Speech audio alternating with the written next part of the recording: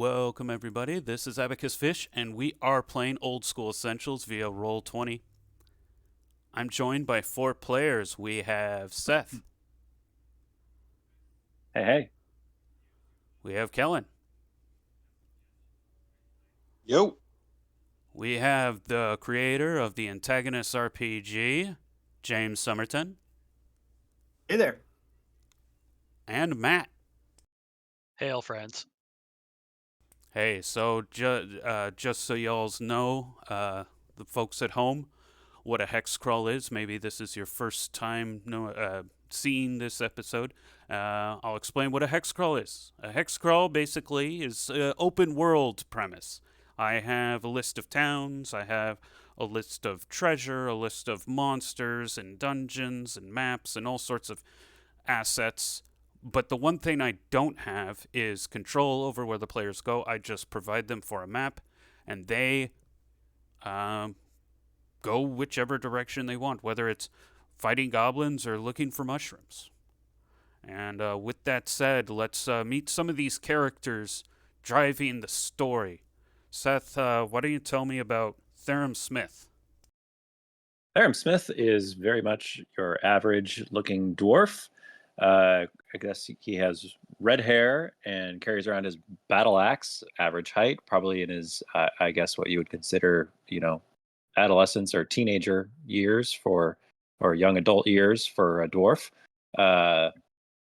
And yeah, he is cousin of the late great Goldie Smith, and just is he's average, but I would say very strong. Although he might not look it. So yeah, that's Therum for you. All right, and Kellen, why don't you tell us about Svardfisk Farron? Svardfisk Farron, in the previous chapter of this party's lives before coming to the mainland, enjoyed life as a fisherman. He's an elf, aged 46 years, tall for a human, but average size for an elf, really.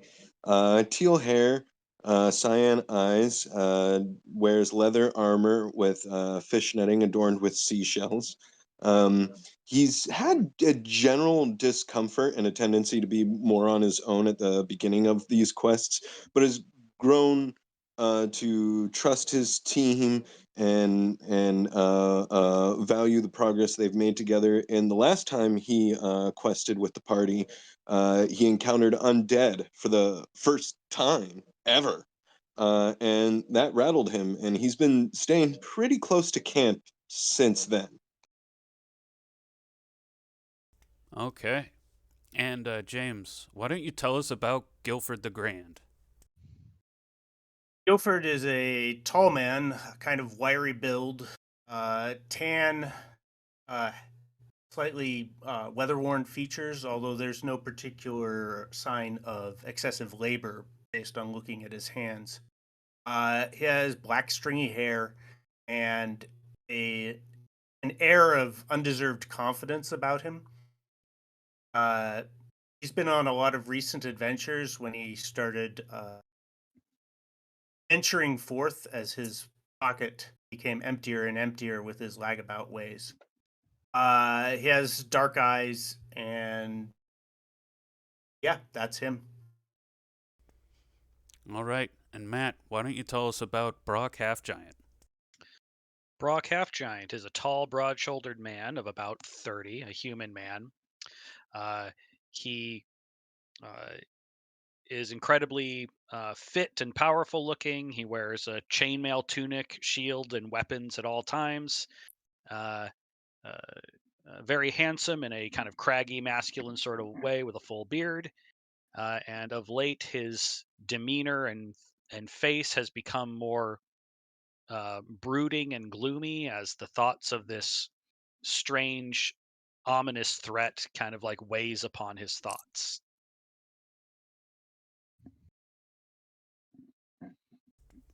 All right. Well, we start the morning. Quintity, the 5th of Florial, 7932 year of Cosgrove. The rain has not let up. The rain has continued for the past 2 days, and today is no different. So movement and penalties apply.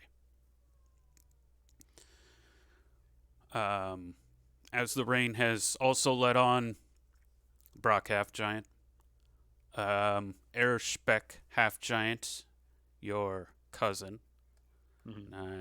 Brief description: he is a white guy. He's a bit shorter than average, in his mid-40s, has shaggy brown hair with a matching bushy mustache, tired gray eyes, and wears a wool cap, thick tunic, and rugged leather boots.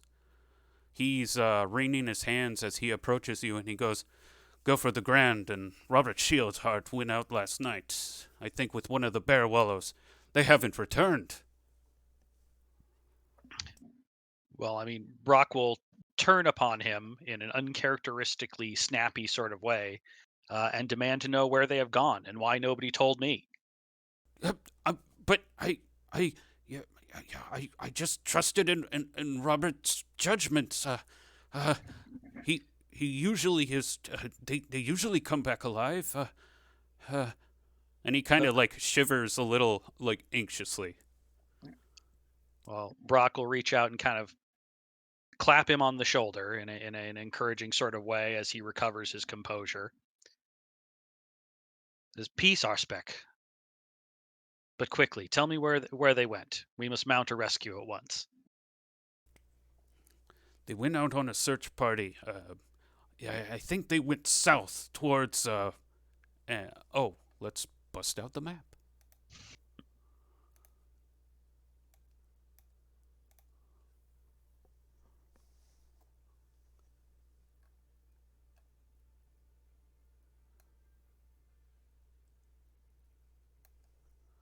They went south towards the mountain.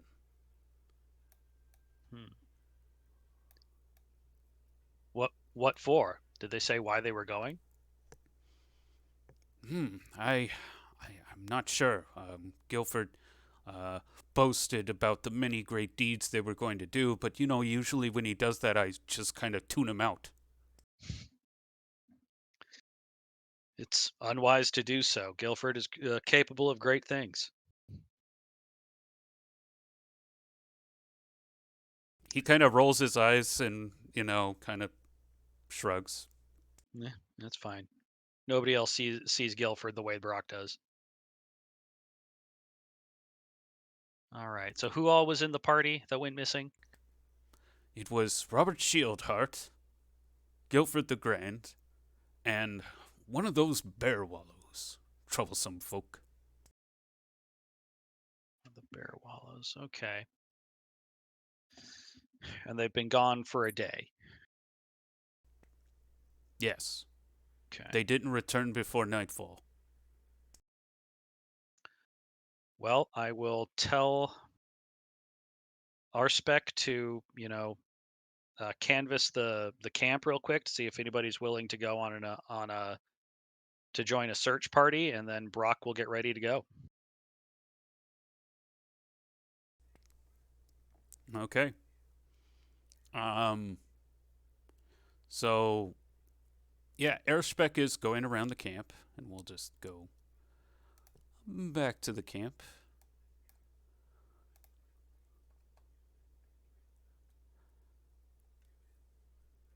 As you, so I will move on to Therum. What are you doing on this morning?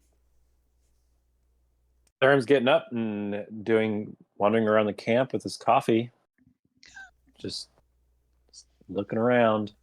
A particularly anxious-looking airspec walks up to you and asks, Did Guilford the Grand or Robert Shieldheart, did they return last night? Have you seen him since last night?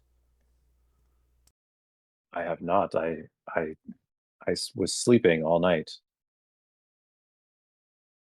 Should I be worried? Well, Brock Half Giant is putting together a search party.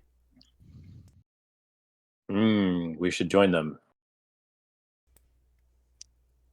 We can't afford to lose any members of the community.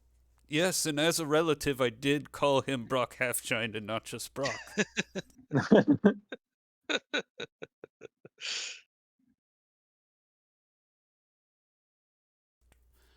Yeah. So he kind of moves out throughout the camp. And Svardfisk, where are you? I am at the main fire. I'm processing raw materials for arrows. I'm shaping rocks. I'm taking feathers from birds for fletching. I'm shaping shafts from wood for the arrows, that sort of a thing. Okay. So, well, Airspec doesn't ask you directly. What he does do is within earshot, he asks, faceless, nameless refugee, "Have you seen either Guilford or Robert? They haven't come. I haven't seen them since last night. I don't think they came back to camp." I just prick up and I glance over and I repeat. I say, did I hear you say the names Guilford and Robert?" Yes, yes. He kind of looks at you with a peculiarity, which humans normally do with elves, and asks, "Have you seen them? Did they return? Did you see them return to camp last night?" Return to where? Where have they gone? Yesterday morning they rode out south towards the mountain.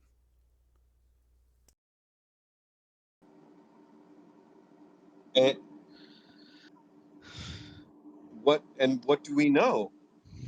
Where and what more? I I don't know anything else. I thought Robert Shieldheart would.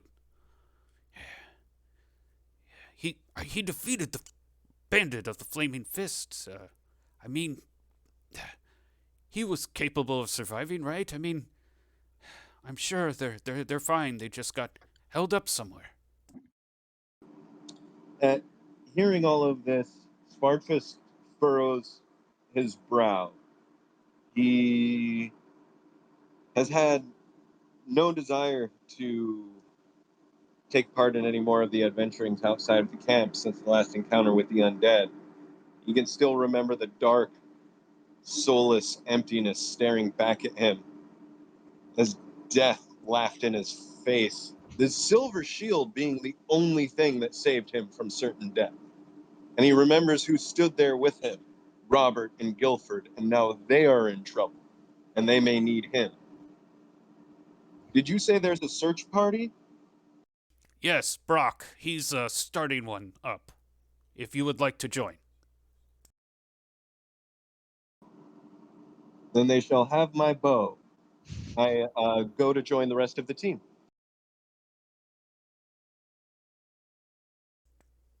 Okay. So, you guys all kind of meet around the camp. I guess wherever Brock has you guys meet. I'm pretty sure we've got some sort of staging point outside the tower that we kind of meet up at. The horses, we've got I forget the horse's name. Lucky. Lucky. Gotta take Lucky. And I think once he sees that, Oh, actually, wait, hold on. No, there is no no, Lucky. they took Lucky. They took Lucky, Oh, bummer. Who Oh. took Lucky? Guilford, and Robert. The party we're gonna go find. They've got Lucky. This is now a extremely high priority mission. Before it was just a wellness check. Now it's a rescue mission for sure. So wait, we have the movement penalty and we don't have Lucky. Fuck. All right. Well, I think seeing Therum and Svardfisk, I think actually improves Brock's mood a little bit, and I think he claps Therum on the shoulder, and he reaches out to Svardfisk to do that manly hand clasp thing, you know. Oh, met with uh, uh, uh, enthusiasm and Yeah, intention. Yes. and he looks around at both of them and he says, "A man, a dwarf, and an elf traveling together. It's it's like an ancient tale. I have a good feeling about this mission. Let's go." And just as you are going on that mission, just to the southeast, you see a horse and 3 individuals riding towards Uh, you. they're So we're running towards us. Yes. Or well, so they are approaching you. One appears to be a halfling. Two appear to be humans. Well, let's go out to meet them. Before we continue any further, can we take a moment to check the hall and make sure that we're properly outfitted? Oh, good idea. I mean, if I know it's a high value item, but if nobody's attached to it, I wouldn't mind carrying the ring of invisibility for this one. I think that's checked out. Yep, that's checked out. Of course. Oh, okay. So, right. So, what's been checked out of the hall? Nearly everything. I've been Yeah, carrying all the around magic items except for maybe the shield, I think.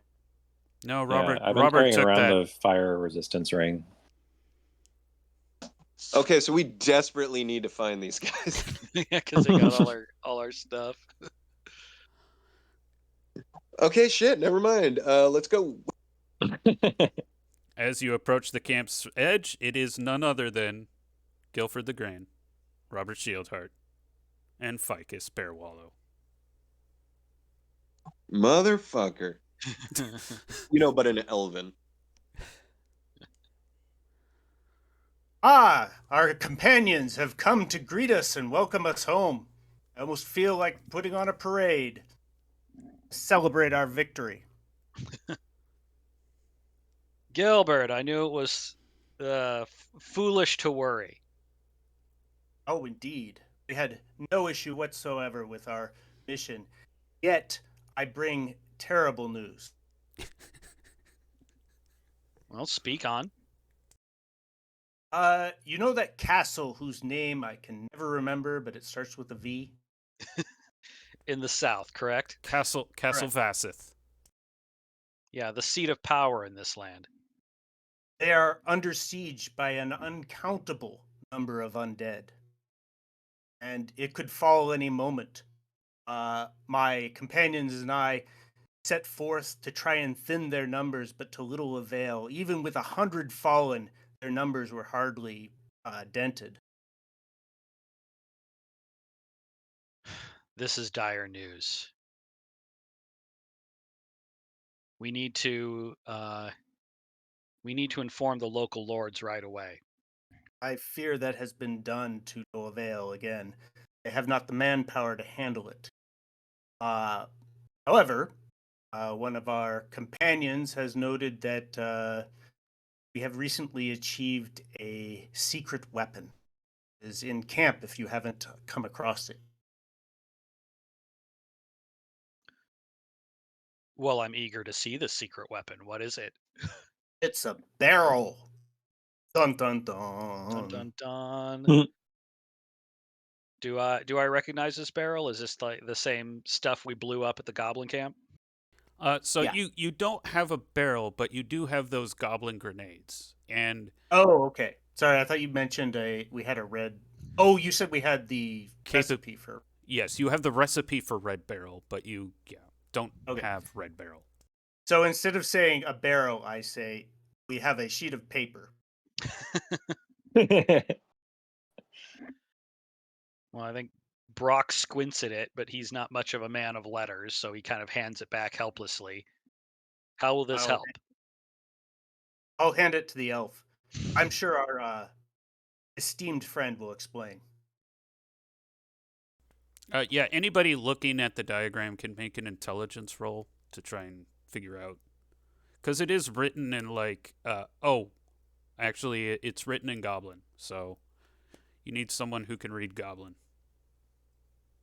But that's just the words. I mean, if it's a diagram, it should Sure. something. Yeah. I guess you got a point there. Yeah. So intelligence would still work. I'll just give you a +2 to your attribute check if you speak Goblin. Does our orc pal speak Goblin? Yes, but he can't read.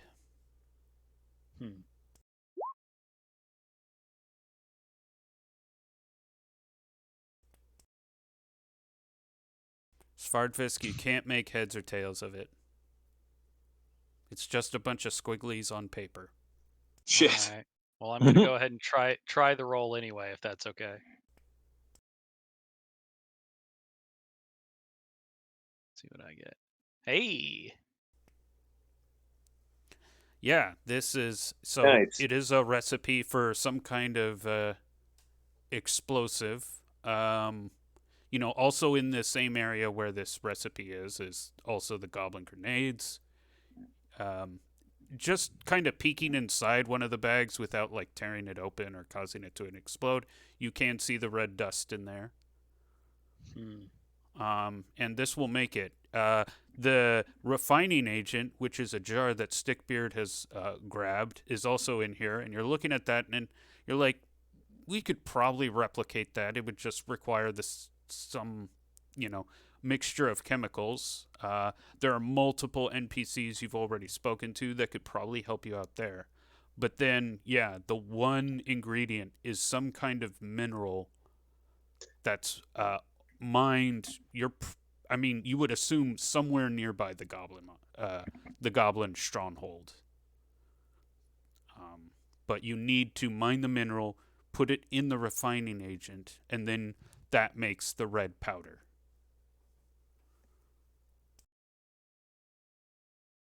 If we are to use this stuff to help the castle, we'll need to do it quickly.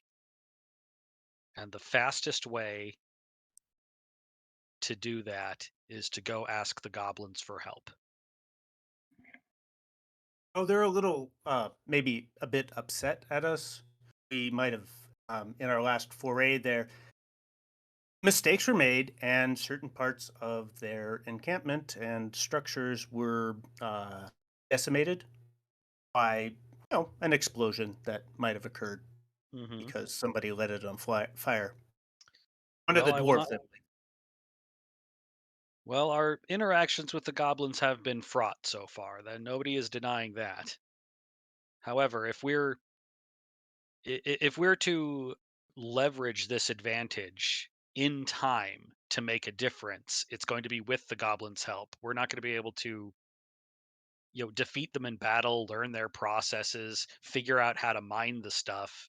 By the time we've done all that, it'll be winter and the siege will be over.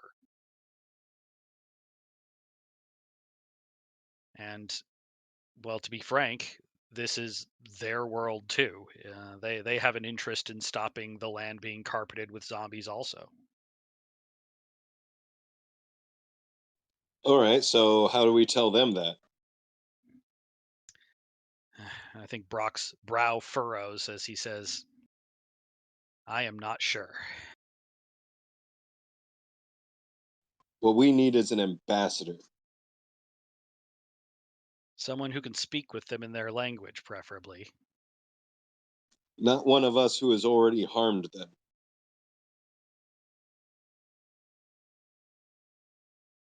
Well, where do we find somebody like that?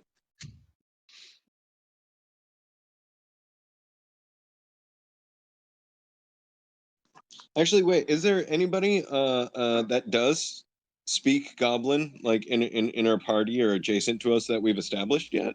Yes, Therum speaks Goblin and knows the Goblin language. Oh yeah, as a dwarf. Yep. Yeah, dwarves do, but Aren't all the dwarves on that trip to, explode their hideout? I mean, I have killed goblins. Yes. Do they know that you've killed goblins? Yeah, I mean, all I don't. dwarves look alike. I don't think that anybody who was around when I was killing goblins, like none of them got survived. So no goblin who's seen me knows that I've killed other goblins. Well, that logic tracks. Well, and this is either going to be they're either going to be convinced by the big picture or they're not. I don't think any like Right. I personal don't. grudges are going to ruin our chances here. Yeah, it's in their best interest to work with us as opposed to I don't know, take their chances with you know the hordes of skeletons Okay, stuff. yeah, I guess how do we initiate the parlay? Well, I think we should put a party together.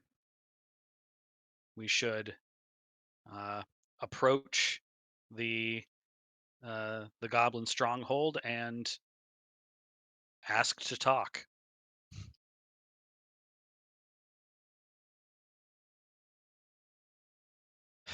And this may be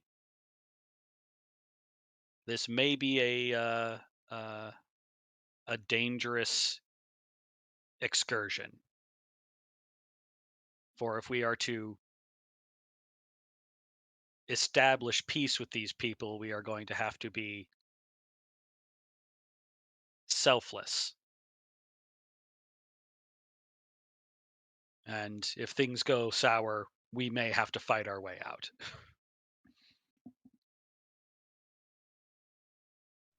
All right, Oh, so just asking as a general question out of character, what do goblins like? What do we know that goblins like?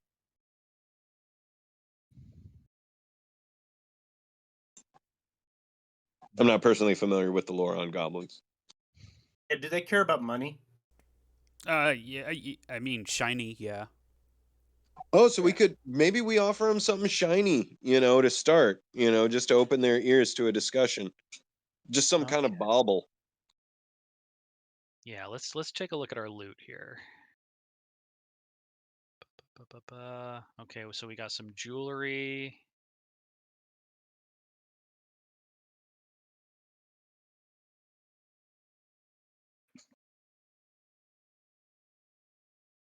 Okay, so we got 4 pieces of yellow gold and pearl jewelry. We've got a crown in here. Okay, so we know we know that the goblins are like working under like their boss, a kind of tyrant guy who's been bossing them around and having them, kind of pushing them towards a war. Keen Maybe we can scratch.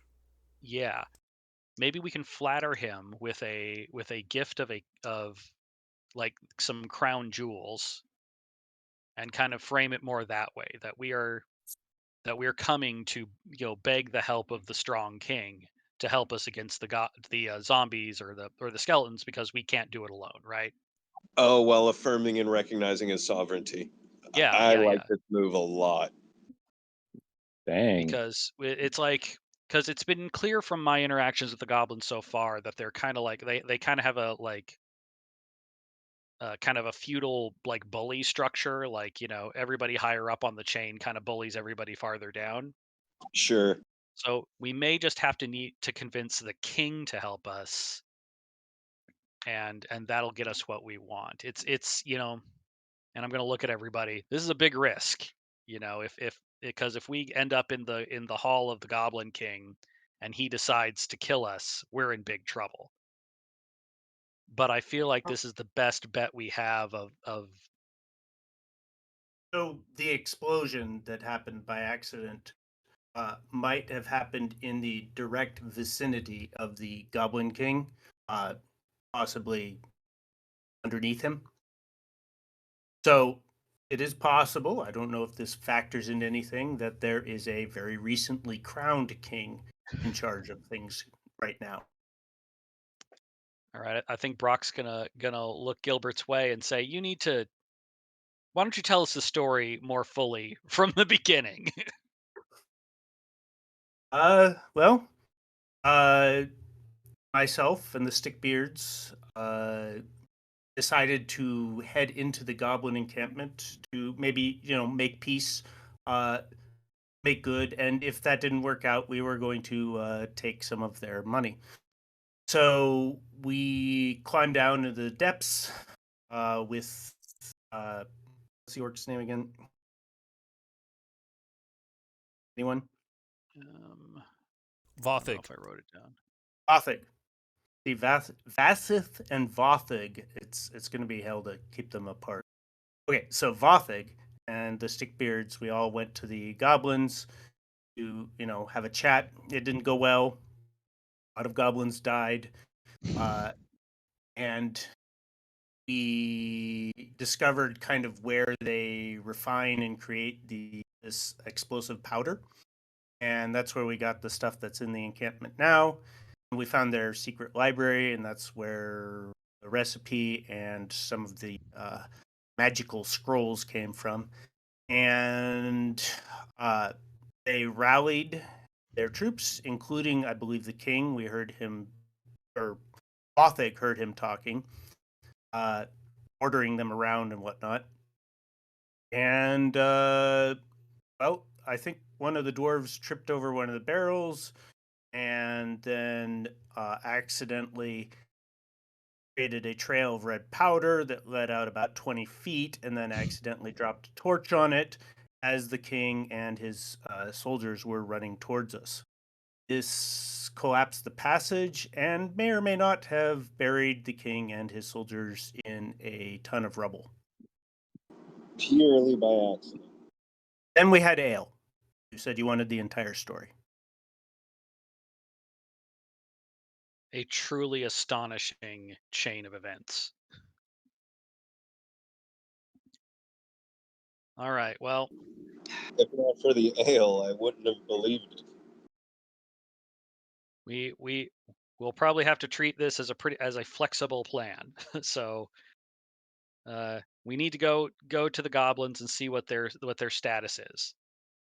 If they're well, if they're still in threatening shape, we should try to make peace. If they're ragged and disorganized, we might have other options. But either way, we need to go check ourselves.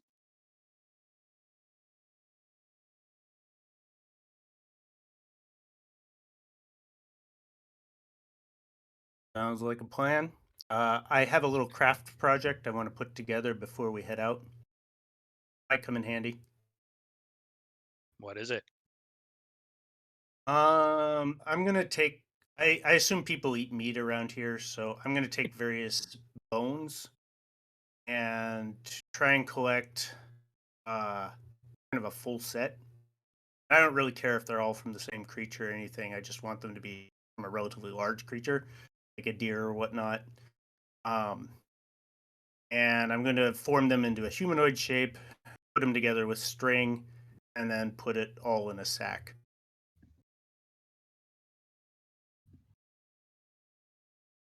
Okay, you have yourself a skeleton. I would say it's more like an effigy. Yeah. And, there are certain parts that don't necessarily look that convincing as human. Like, you had to use, like, certain animal bones for, like, the femur. And so it's a little bit mismatched, but yeah.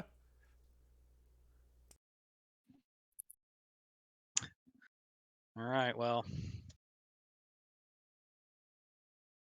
So and like the Robert Shieldheart is here, but he's not like in the party, right? Right. All right. Well, I'm gonna yoink that shield off of him because if he's not gonna be in the party, Yeah, he's so limping along. He got bit by a centipede and it paralyzed ugh. him. All right. Well, tell him to take heart and heal up. We'll take it from here.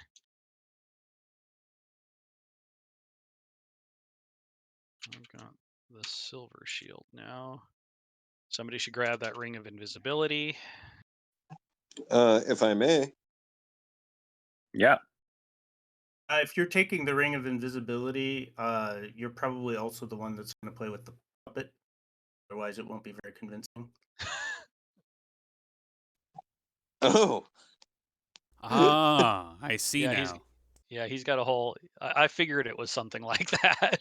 Oh, okay. So, wait. No, you've got like a whole thing going. No. You can hold on to that and do what you're gonna do. Okay. Now I want to see how I this was plays. personally happy to direct.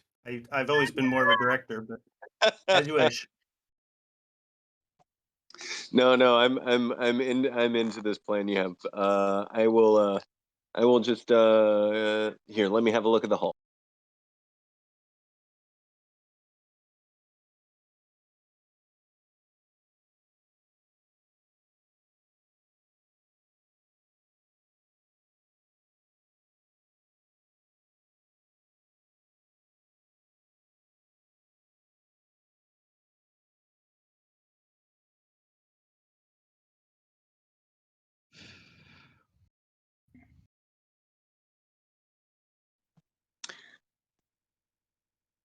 I will definitely take a sling, and I will take a spear. I mean, can I hold on to one of those grenades? Is that cool? You know, just in case. Yep, go for it. Sweet. Yeah, I feel good with that. What do we have here? Oh yeah, that centipede poison. I feel like Guilford, if you're invisible, you should probably have some poison on you if you don't already. Oh, I took a little bit, so I have some for myself. The stuff in the hall is just for other people. Nice. Okay, well, cool.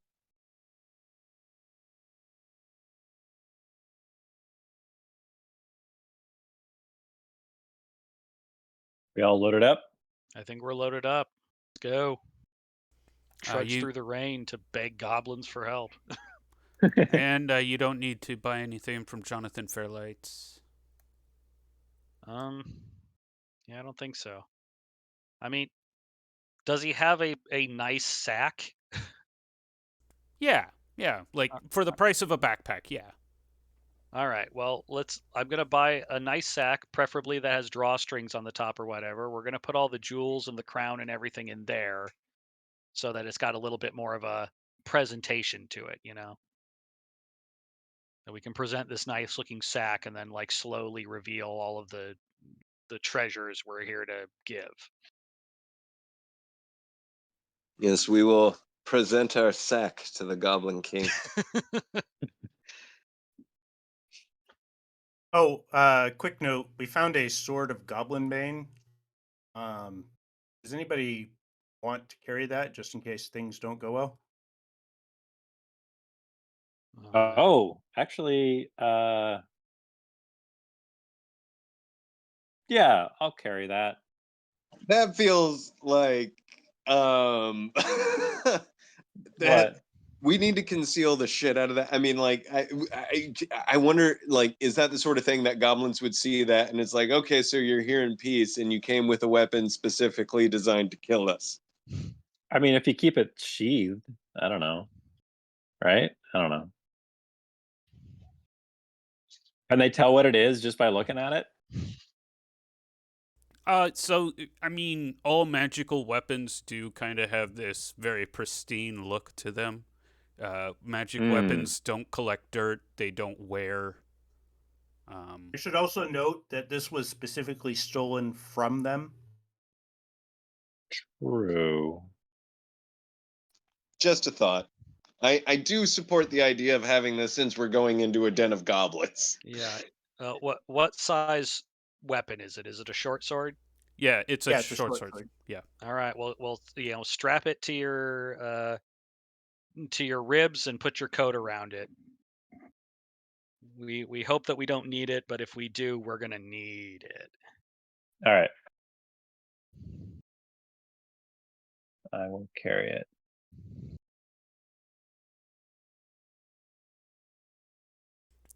So move to overworld map. Yep.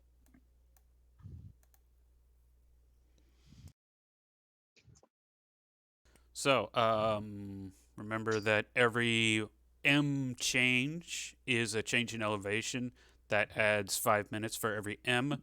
Um, and I believe you guys are moving at lightly encumbered, so it's 20 minutes a hex. Or is it 15 minutes a hex? I think it's 15. 15 minutes a hex, okay. Plus 5 because it's raining, plus 5 for every elevation change.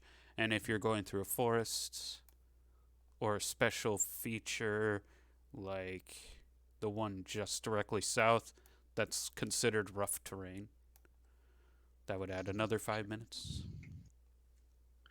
But you guys are plotting a course to the Goblin Cave, which is just half a mile from Maurice's reach.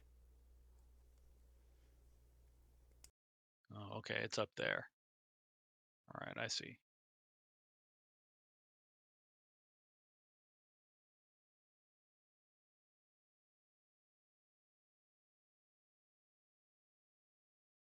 Okay. So all right, and where are we? Okay, that's our spot. So I guess we just pop up over here and then up. Good.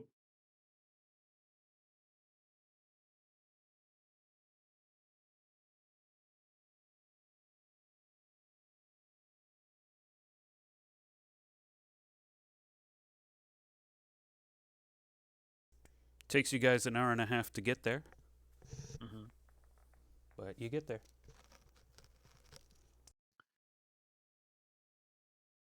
And now I will start loading the map. So you guys, there's this narrow space that you have to shimmy through as the map loads. Right. I think Brock is going to, as they approach, affix a bit of white cloth to the end of his sword so that he can kind of wave it around to indicate that we want to talk.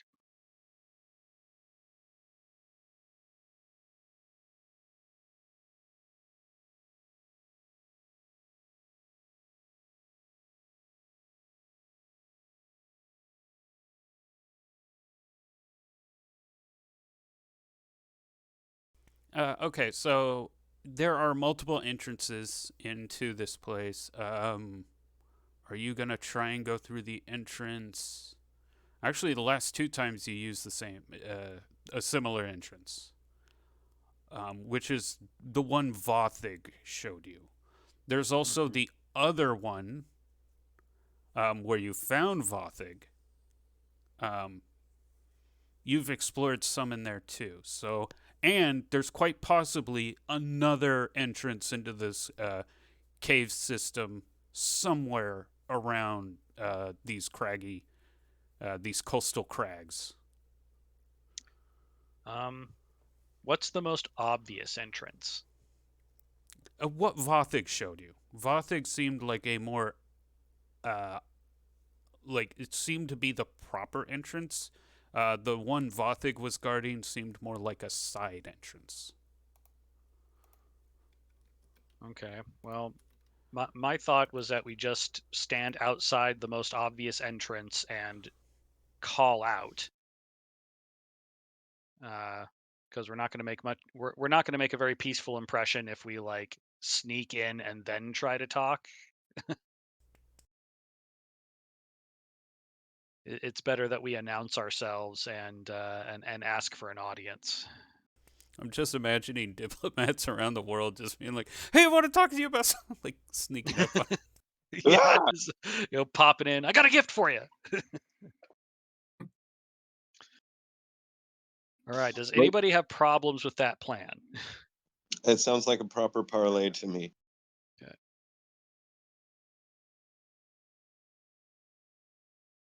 I think I'm going to be invisible for this since I was here for the raid 2 days ago or whatever. Good call. Good call. Remember that you guys are still out in the rain, and with this entrance especially, you have to walk through knee-deep water, so the invisibility isn't as strong. But once you get inside the dungeon, it's no problem.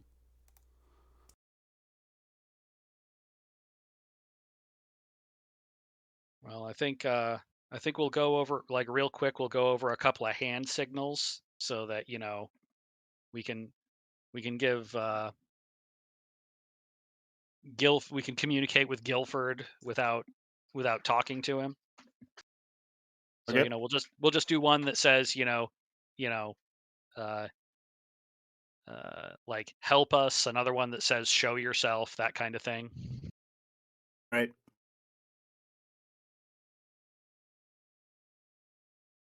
So you approach the shallow pool of salt water that's draining from some nearby vent.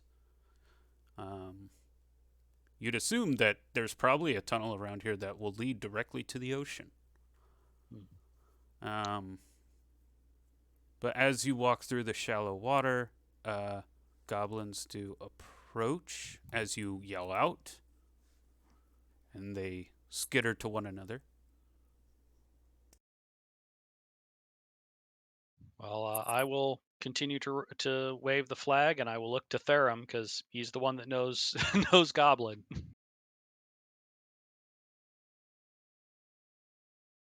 Yeah, what's goblin for parlay? We wish to speak to your strongest. Huh? And why would a dwarf want to talk to us? How about we just kill you right now?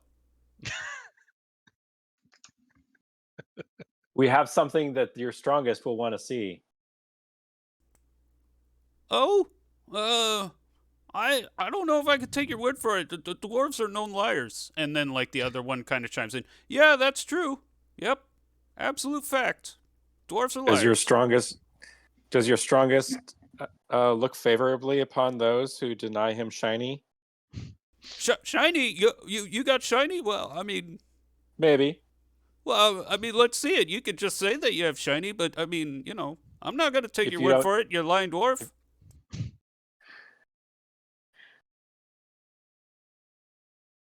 I'm sure your strongest would be very upset to hear that they missed out on their rightful crown.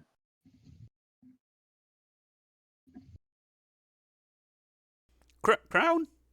Like, are we talking like a shiny crown?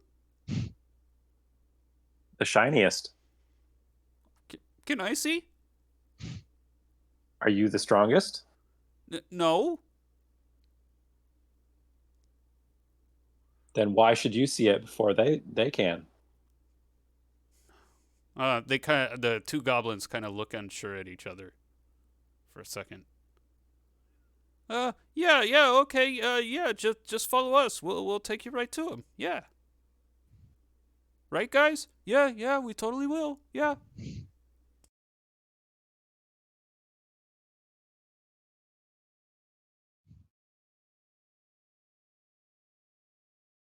Does it look like the negotiations are going well? The goblins seem to be smiling. However, their smiles look more like smirks. Oh yeah, by the way, what these goblins look like, they have giant lime-shaped heads with lime green skin, very pointy hook nose, and jagged teeth. With eyes that are black that glow red in darkness.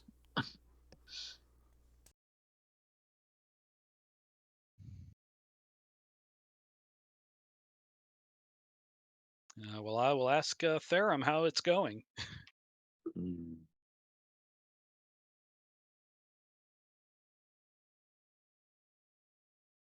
What do you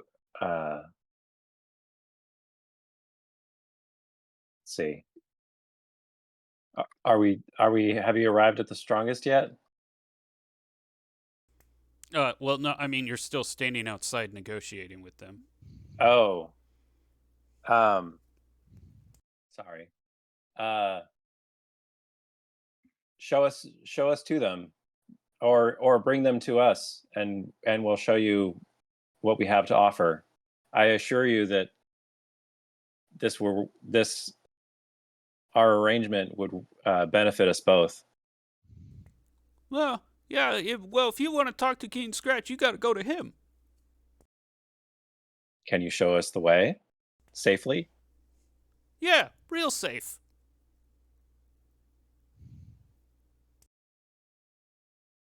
I kind of look at him and I distrust goblins, but this has to go through, and we are prepared. So I slowly start walking towards him.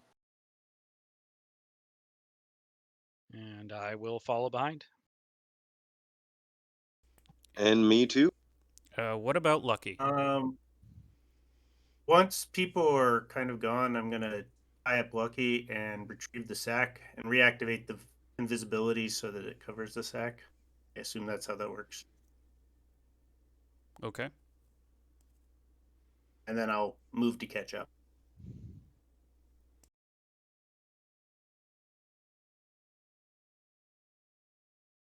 Lucky. Oh, we'll bring Lucky in case we need to, make a quick exit. We should bring Lucky with us. You're gonna have to somehow rappel Lucky down a 10-foot drop. Yeah. We're not. Yeah, never mind. A cave system. Goblin caves are no place for a pony. Not even one as brave as Lucky. Yeah, that's fair. So we'll have to leave him tied up right here. I mean, we're gambling a lot on this plan, so that's just one more thing. All right, yeah, tie Lucky up.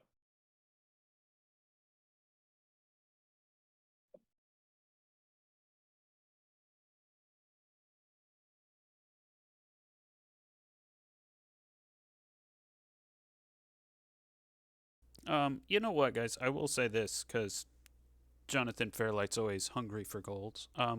For 5 gold coins, he will horse sit Lucky and kind of keep Lucky out of danger. That's probably a good idea. Yeah. So he's just kind of riding around the caverns. If he sees trouble, he's just going to retreat. Get out of there. Yeah, take off. Yeah. But he knows how to ride.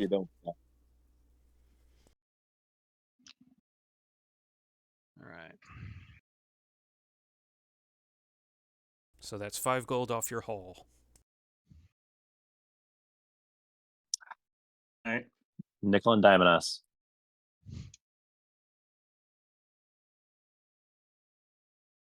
But can you put a price on making your house a home?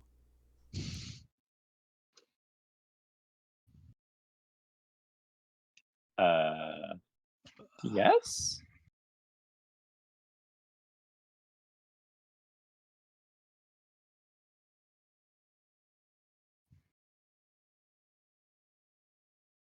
Anyway, thank you to Jonathan Fairlight for staying behind and guarding Lucky. Onward. Cautiously following the goblins.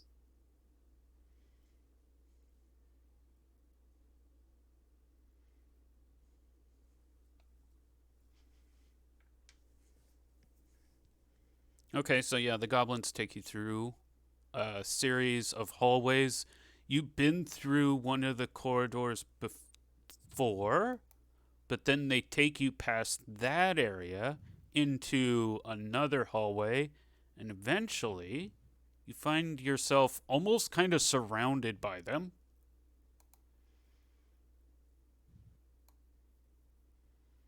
As they lead you on.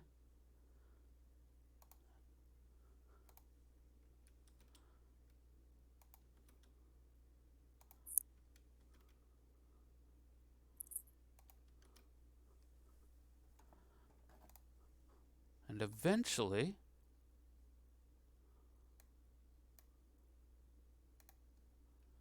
you end up going down a staircase into a chamber. And there's like chittering of a bunch of goblins.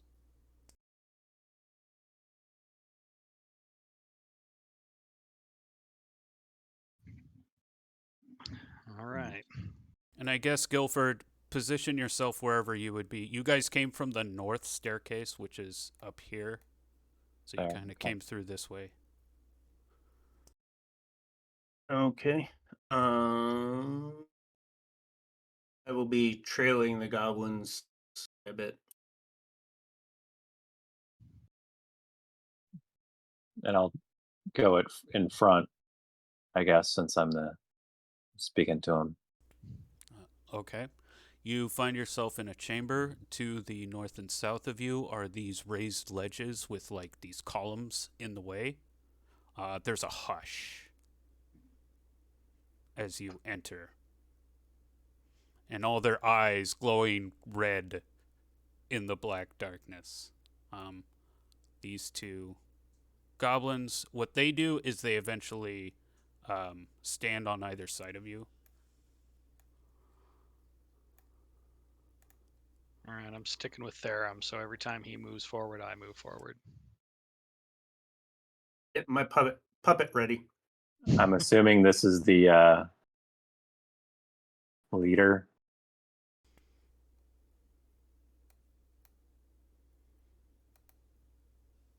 Or him.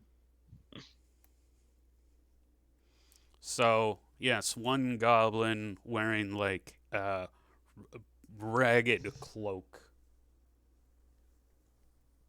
I approach him cautiously. Say, in Goblin, oh strong one, we come today seeking your assistance and hopefully to acknowledge your strength and leadership of the goblins. What's this? A dwarf here in the kingdom of the goblins? Unacceptable! No. Strange as it may be, we come seeking your aid, as it is mutually beneficial to both of us, and I cannot help but acknowledge your strength in leading your people. So yeah, when he says unacceptable, there's like kind of this the skittering gets louder, and they're all just like, yeah, kill him, yeah. But then We as you talk, right? Um, Keen Scratch hisses at all the other goblins and goes, no, this dwarf is all right. we What do you have for me? we come bearing gifts, including what's rightfully yours. And I kind of motion to bring out the crown. All right.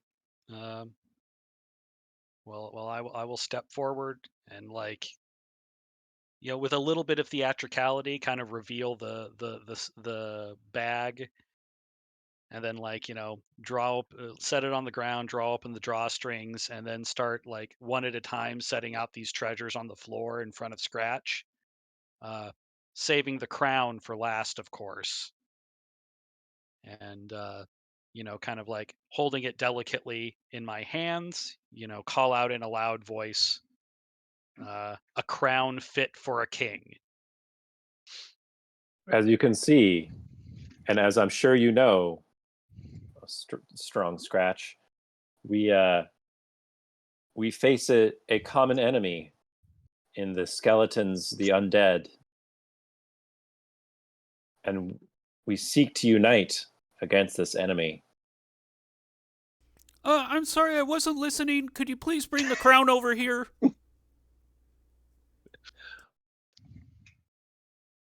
Indeed, inspect it at your leisure. Yeah, so all the other goblins are, oh yeah, that's shiny. Yeah. I like these guys. It's a shame we've been blowing them up this whole time. Well, I will, of course, hold the crown out for him to inspect, but I will keep it in my own hands. Hey, this is the kingdom of the goblins, so fork it up or whatever. Is he speaking in Goblin or is he speaking in Common? He's speaking in goblin, but like he's motioning you to like give it to him, and he's like chittering at you loudly. Yeah. Well, I will look to Therum in case he's got something to throw in here. I'm just watching Scratch and waiting for his reaction. What say you to a mutually beneficial alliance against our common enemy? Seeing as how you are the king, you are the strongest.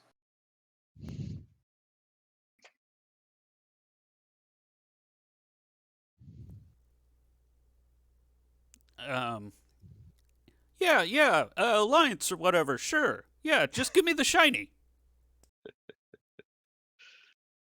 It is yours. Shall we discuss plans of when to march on our enemy? Yes, we shall discuss the plans. Yes.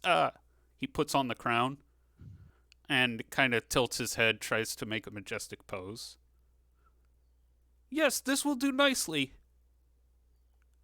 Yes, and as far as planning is concerned, I have just the plan right here. In fact, Okay. I motion to everyone else and say, well, he seems to be agreeable.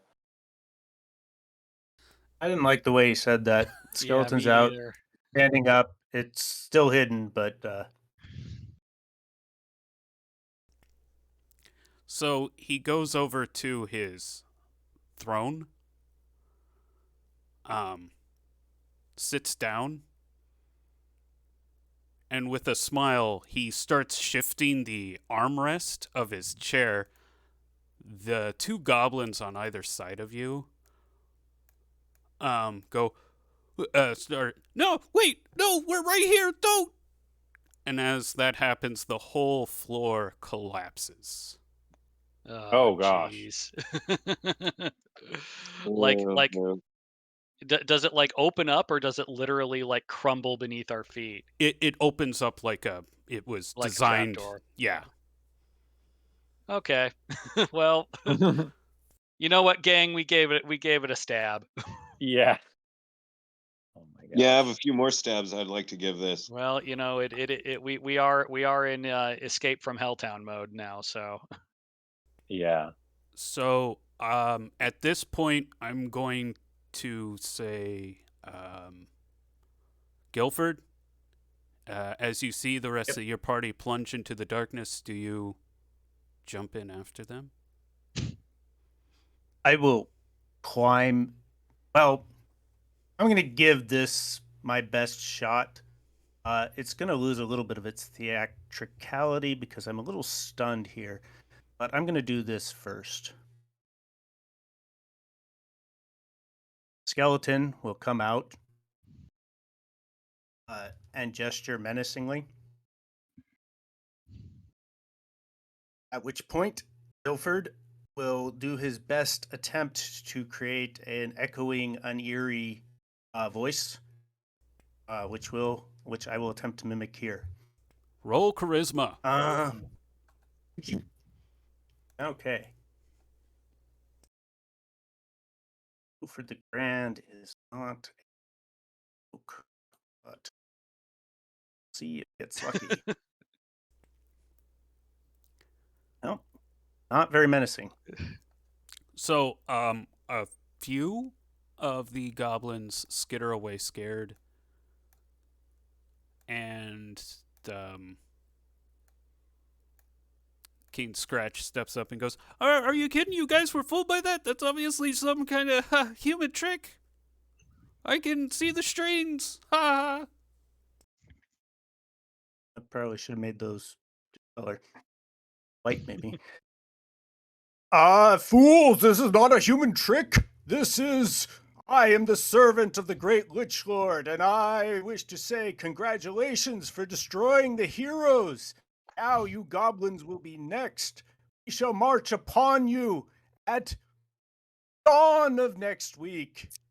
And I throw the skeleton and all the evidence that it is clearly fake into the pit. And now I will climb in after them. Okay. Give me a climb wall check. Okay.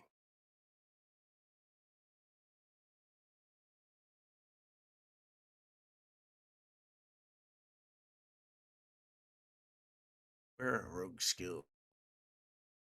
Here.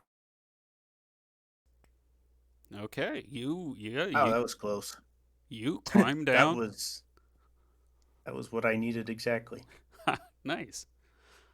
Yeah, you're able to climb down. You notice that it just kind of goes into this cave structure, almost like a grotto. Um, Even though that it's you are able to climb just kind of by feeling around because you're unable to see. You're Mm. as the well, actually, there are no lights anywhere in here. They're goblins. They all use infravision. Um, Oh, so does that mean the party's lights are out? um, Brock had a light. I think Brock was the only one with the light. Yep, I've got lights. Give me a dexterity check. Okay, not my strong suit, but you know what? Times are tough. That's a fail. Okay, during the fall, wait, what was it? Was it a lantern or? I've got like a bundle of torches. Okay, so it's a torch. Yep. Okay, I so have torches as well. okay, well, your light source, the torch that you had lit, like you Mm. fall and it slips from your grasp as you lose balance and fall. Okay. So yes, there are no lights down there. What do we fall onto? Okay, so you guys fall for a while and kind of, I don't know, scream. I don't know. Do you guys scream anything as that happens?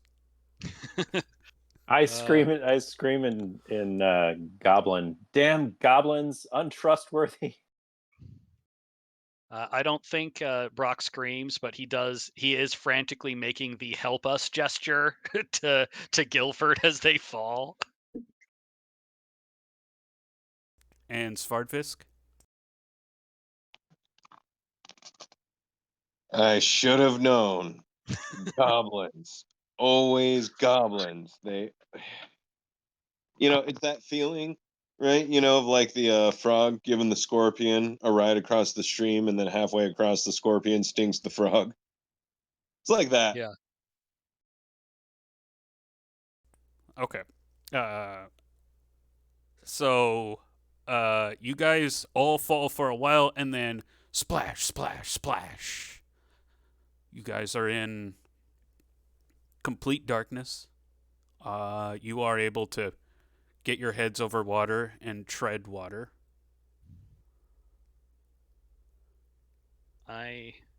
This sounds familiar. And it's completely dark down here. Yep. Okay. There would be another splash like a minute later from the skeleton. Oh yeah, then there's another splash. The goblins, on the other hand, they make a thud when they fall.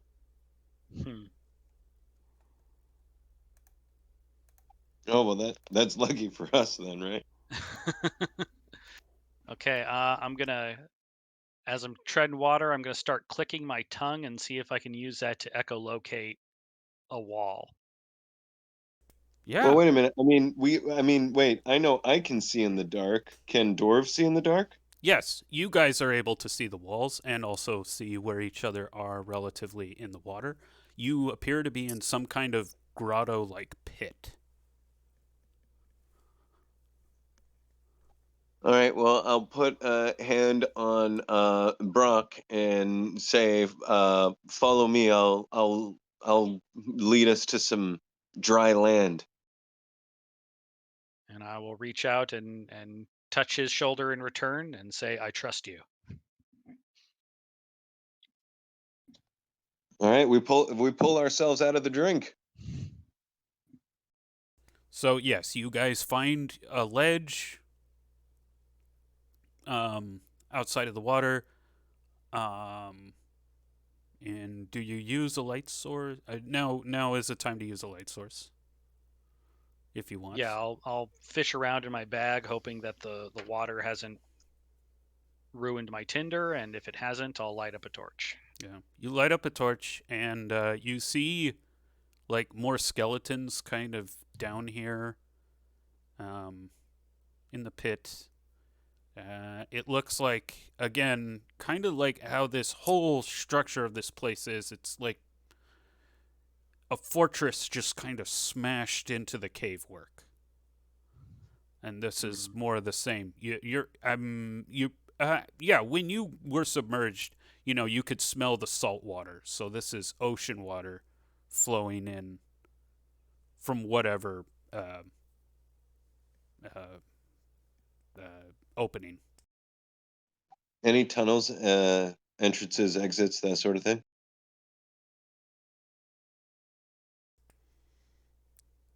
Roll wisdom.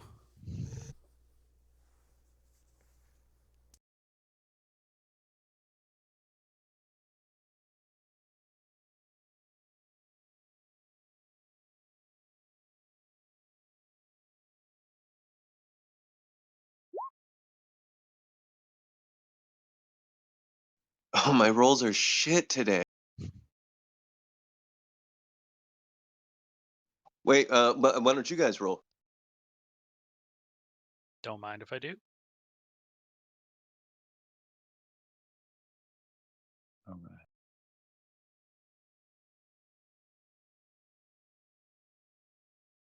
Hey,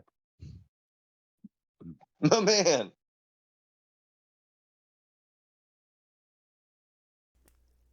Trusted dwarf to find us a cave. that's true. So, Therum, you are searching for some kind of opening. You do notice as the water kind of waves in and out, there's this gap that causes, the water splashy sound. And you're following that through, and yeah, there is an opening under the water that seems to lead up. Motion to everyone. Hey, I think I found a way out. Let's go.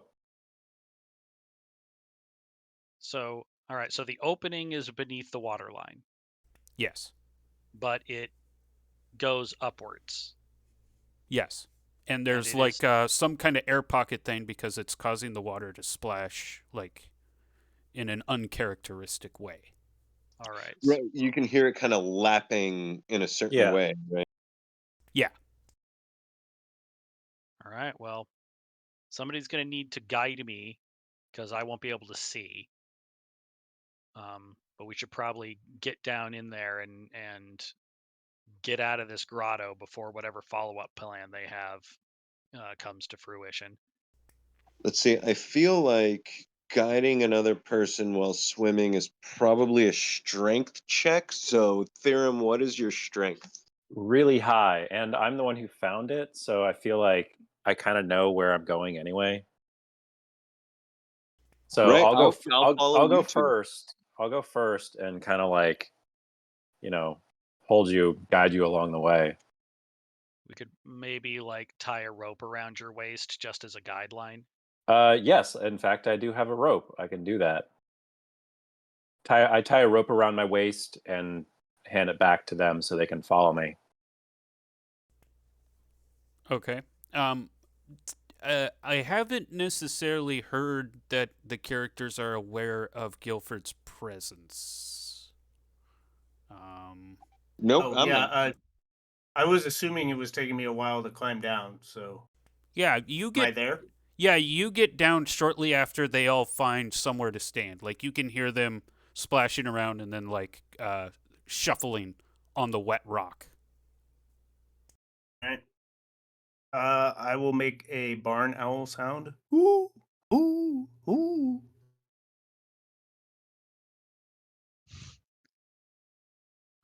I think Brock will make one in return. Right. I will move over to the other owl sound, however inappropriate for a damp cave. And say, hey, are you guys all right? Alive for Yeah, now. For Okay, now. I can't see anything, so What's the plan? Oh, Brock did light a torch at this point. Oh, sorry. Yeah, it's probably about when the torch flares up, and I reach down and give you a hand to help you pull you out of the water. Therum finds the tunnel, and we have should probably have a brief discussion. We don't know where this tunnel's going to lead, but one thing is for sure is that we came here for something, and I aim to get it one way or another. Yeah, well, what if a All right. goblin comes at you with a with some ill intent? What do we do then?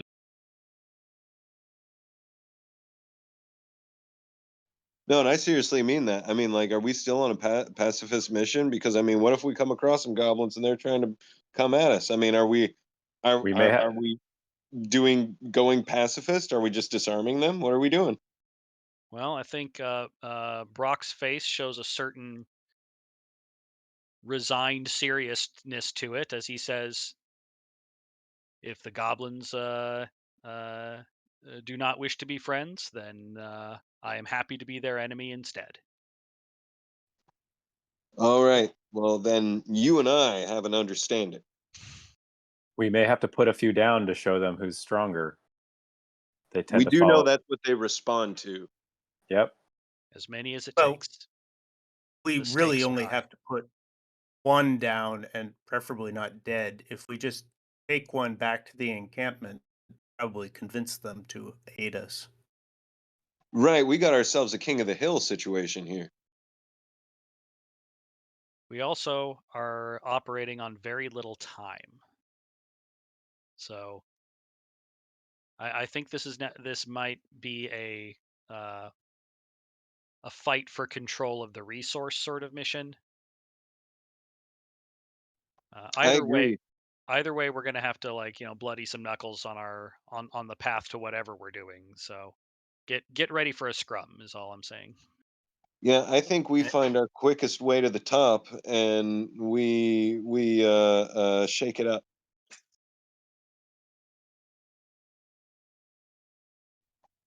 Right? I mean, we're going after this guy now. Yeah. Yeah. I'm glad I brought the Goblin Bane. Yeah, see? Yeah. I think it's time to you don't have to conceal that weapon anymore. Yeah, I'll be using it. All right. Well, I All mean, are right. we all on board? Guilford, I can see, through the night. I have a rope as well. We can just kind of do like a daisy chain type situation, and we can all go together through the hole. Sounds good.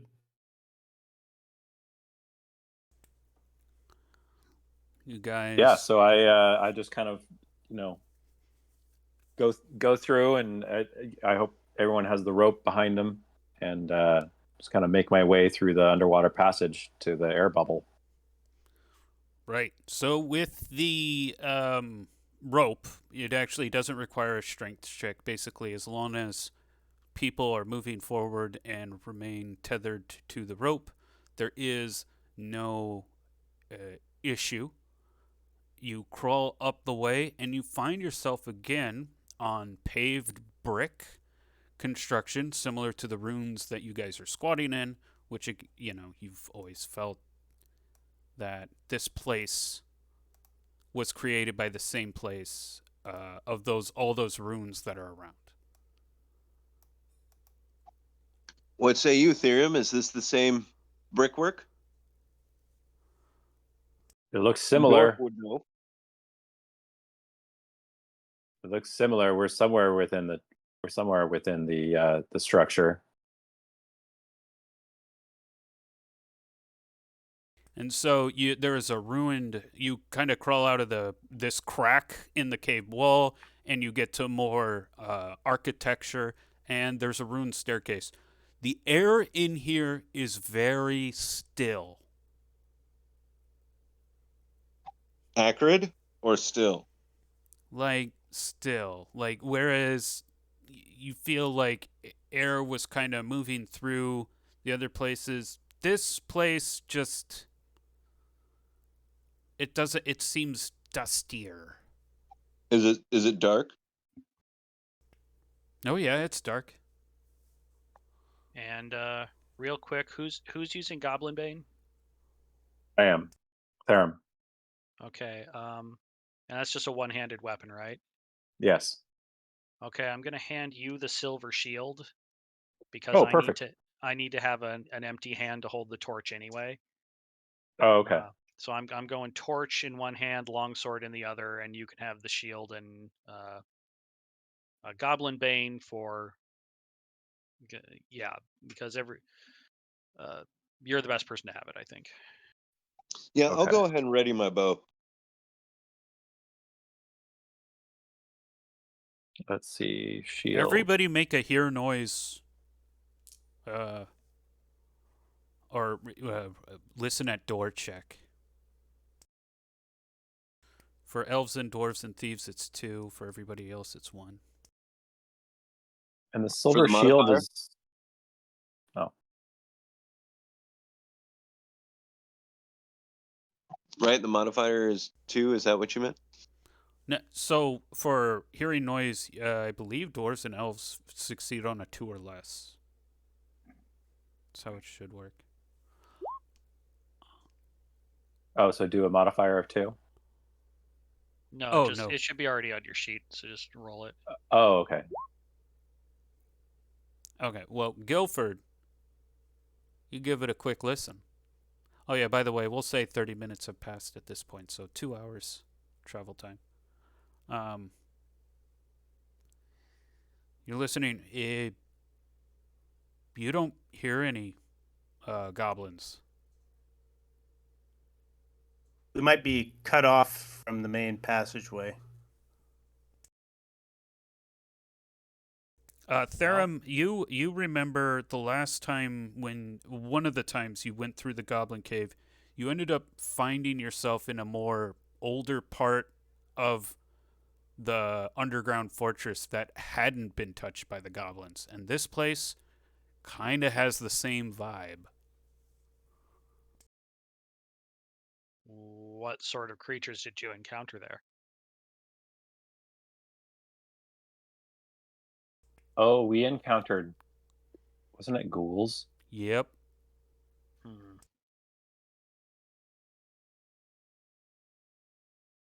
Hmm. This might require a change of plan. Let's see. What's the ceiling structure like? Is it a low ceiling, high ceiling? 10 feet high. This looks as grand as the other parts of the underground fortress.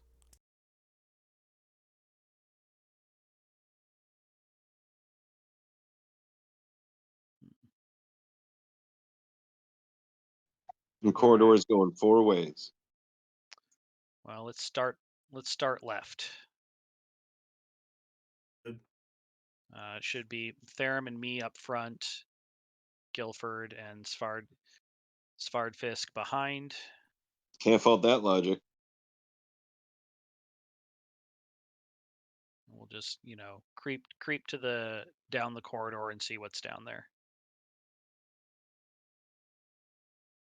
Looks like nothing. Since. So as you guys approach that part of the wall, it is collapsed. I see. All right. Okay, well, let's move on to the north corridor then. Oh, and those lights to the south, you guys do see. Those two Okay, light those- fixtures. Oh, okay. Somebody lives here? Are those magical or actual fire? From here, you can't really tell, but they are giving off light.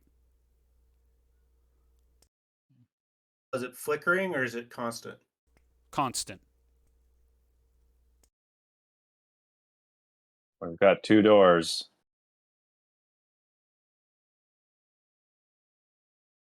Is this corridor also collapsed, this north one? Yes. Okay. Why don't we check this? Oops, sorry, I didn't mean to actually click it. I meant to say we should probably check this door on the left here. Yeah. I'm Because going to give it a quick listen. Go ahead. good call. Why close this? Let's see. Should be safe.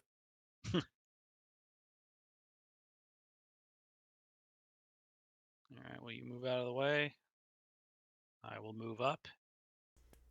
And So- I will open. Sorry, go ahead. So these doors look like some kind of ancient ash wood. And despite how dusty they are, which makes you think that they're really old, somehow they're still intact enough. You're surprised that it has some kind of latching mechanism that you can open. Do the doors look particularly sturdy? Yeah. All right, well, I'll try the latch. Okay. It opens. So yeah, I think you can just click it open. Yep. All right, now we'll take a step in. See what we got. So in here, some rats kind of scuttle away and move into the cracks in the walls. There's a very rancid smell in here, like dead plants.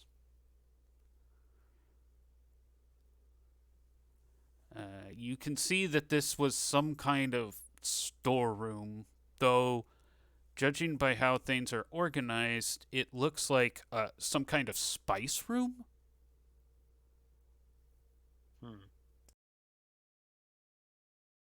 And are those light sources on or? Yeah, not they're really? on. They're on.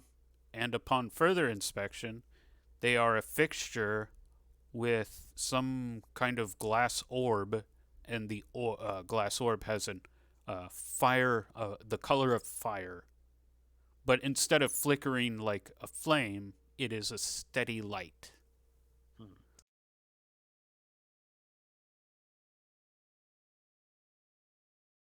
Some sort of marvelous magic.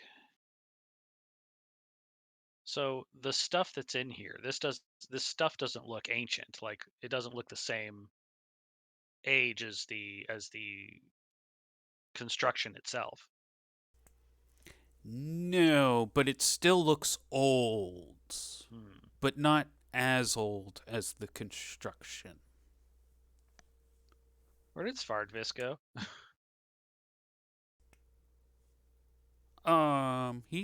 He's a, he's around. Yeah, he's around somewhere. Wait, where? Well, Are these two tokens on top of each other? there we go. There it is. That's why. I thought there was some shenanigans going on. Yeah, I couldn't figure out where I went either. I was like having a brief little panic attack. So yeah, let's give the room a once over, see if there's anything interesting in here, and then we'll move on to the next door.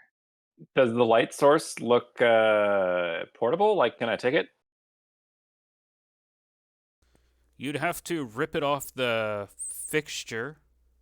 But it looks But like I mean, does it it's look like it can go, or does it look like it's dependent on it being where it is?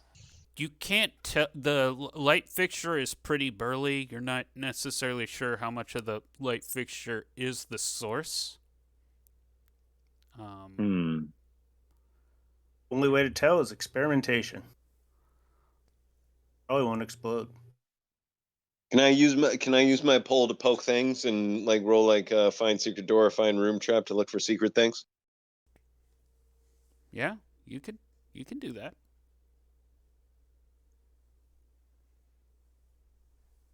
Go ahead and give me a wisdom check. Oh, you're doing the find secret door. Well, that doesn't work. But go ahead and give me a wisdom check.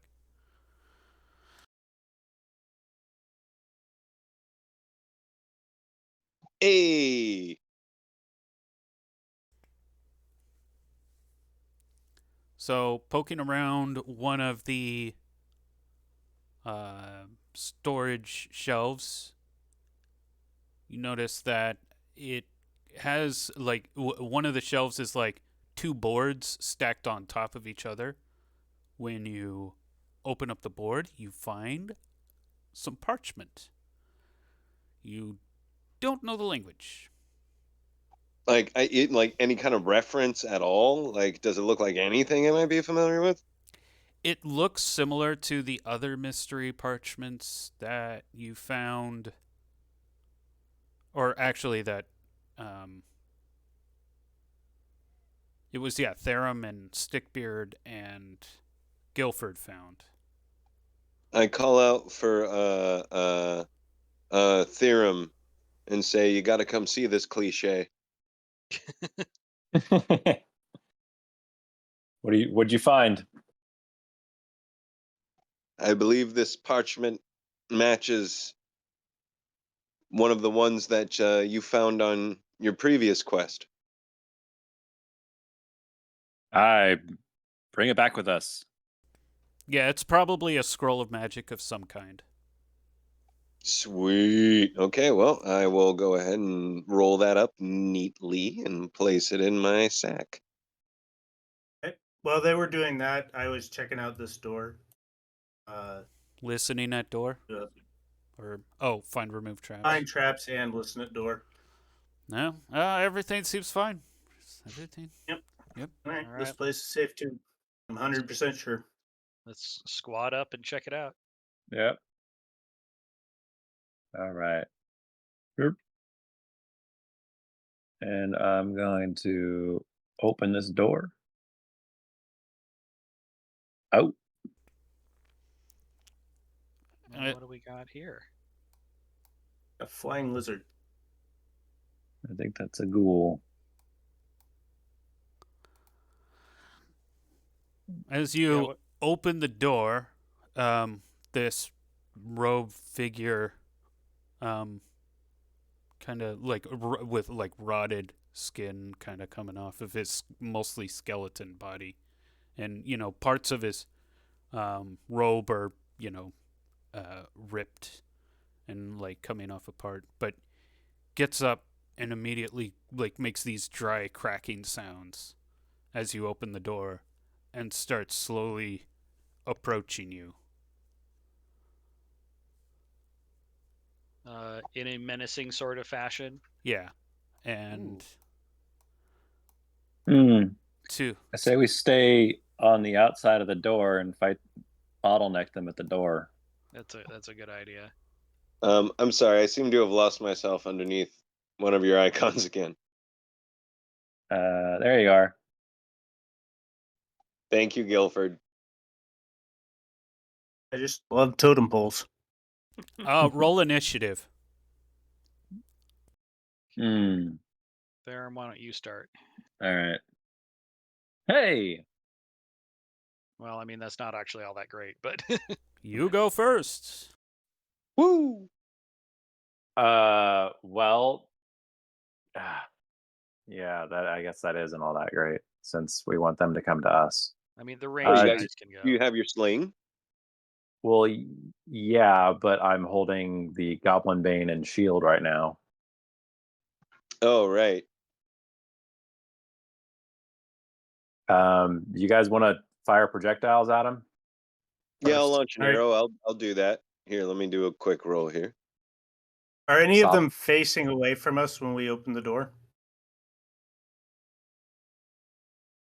When you open the door, the one that you could see was facing away from you, but as it started approaching and making sounds, then like you heard sounds from the edge of the darkness, and two more showed up.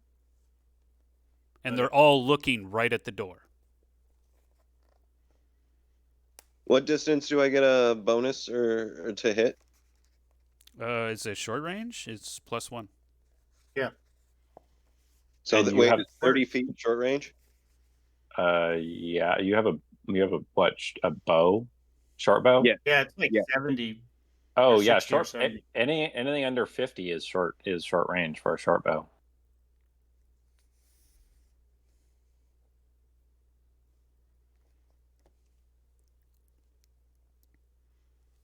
I'm gonna aim at the one dead center. I get a bonus for being invisible for this attack? Sure, yeah. We'll give you your +4. And are you attacking the same one? Yep. Okay. All right. So yeah, the door opens. This thing just kind of walks up, and then arrow through one eye. And were you using a sling or an arrow? I have a longbow. Longbow. Okay, and then like another arrow goes right through its open, rotted mouth, and it falls down. Yeah, all right. Do we have enough time left in this round for a high five? You two can high five, sure, but now it's the ghoul's turn, unless Brock or Therum or I assume you guys are staying there at the choke point. Yeah. Okay. Yeah.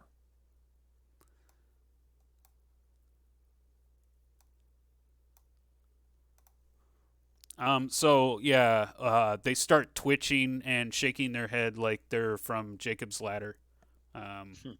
and just like crawl on the ground in a mad dash towards you, screaming. Though when they scream, their vocal cords are like rotted, so it makes this weird distorted sound. Yeesh.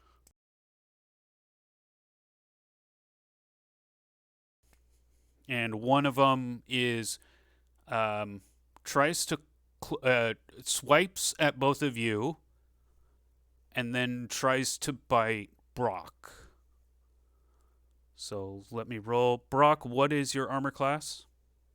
My armor class is currently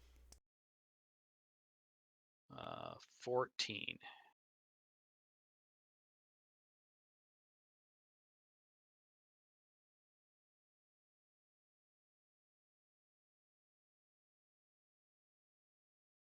You take 1 damage and make a save versus paralysis. Okay.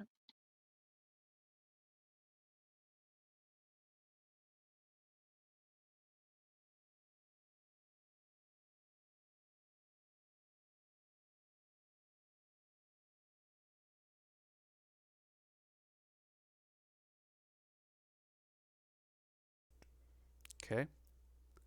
And his swipe misses you, but his bite gets you on the forearm.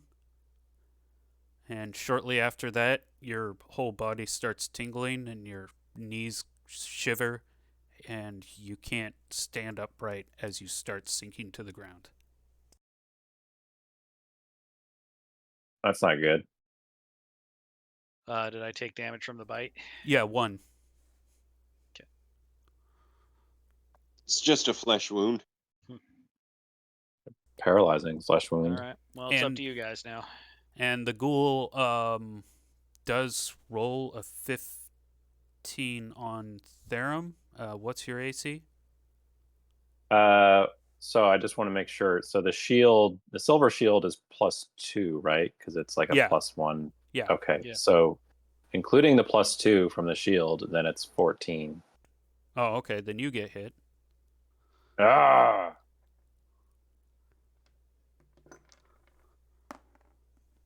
Take 1 damage Ugh. and make a save versus paralysis. Just sent the elf up. Ah. And just like Brock, he swipes at you, gets over your shield, gets you on the shoulder, doesn't do much damage, but then you start tingling and fall down. And then it would be your guys' action, but you are stunned this round, so you don't get to have a response attack. Everybody roll initiative. Or someone roll initiative. All right, I'm next.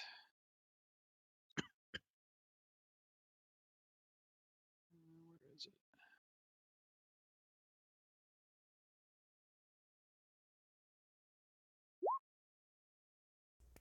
You go first, and Therum and Brock, you regain feeling this turn. Okay.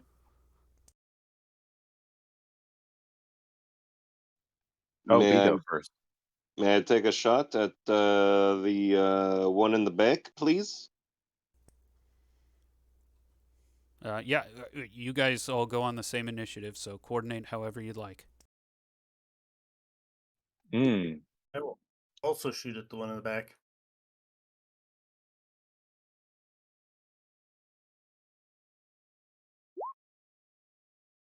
Ooh. Huh.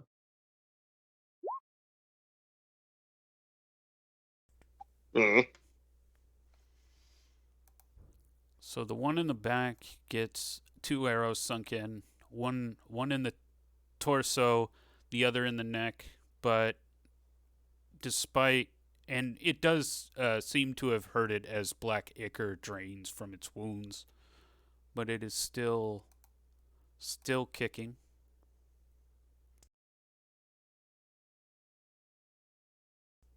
And Brock, That Goblin Bane sword is +1 versus everything, whoever's using it. yeah, it is plus. Yeah, it is +1. And then but an extra +3 versus goblins. A extra +2, total of +3. Oh, I see. Okay, got it. Yeah. So, and then we're unparalyzed, yeah? Yes, you guys can go this turn, yes. Okay. So I'm a little confused then. Like, does the stun not stun us? So you guys didn't get your action as the ghouls went. You could have still taken your action, but they stunned you, so you didn't. They basically attacked you, and you didn't get to attack back. Yeah, but we went first last round. Right, but you normally You can delay. Yeah, you normally still would have gotten your action, but yeah. Okay, I was a little confused about that too. No, in the book, so old school D&D, what I am supposed to do is roll dice and say for a number of rounds you're this way. But what I do is I just say you're paralyzed. It takes away one attack because otherwise it really takes the player out of the game, and I don't like that. So basically, my point is we went first last round. We used our action to do nothing because we needed to hold still. What I thought it was you guys were not taking your action and letting them come to you. So I didn't realize you could do that in this game. Sorry. Yeah. As long as you haven't spent your action, it's the same as going slow. Okay, I see what you're saying. Okay, well, I'll attack the ghoul then.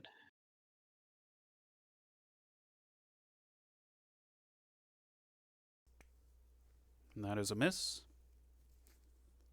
And I will as well.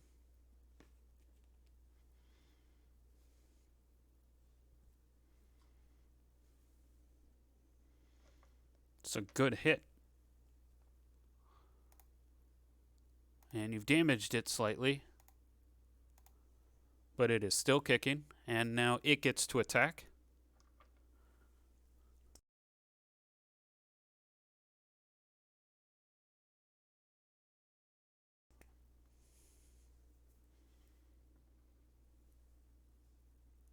It hits you, Therum, for 1.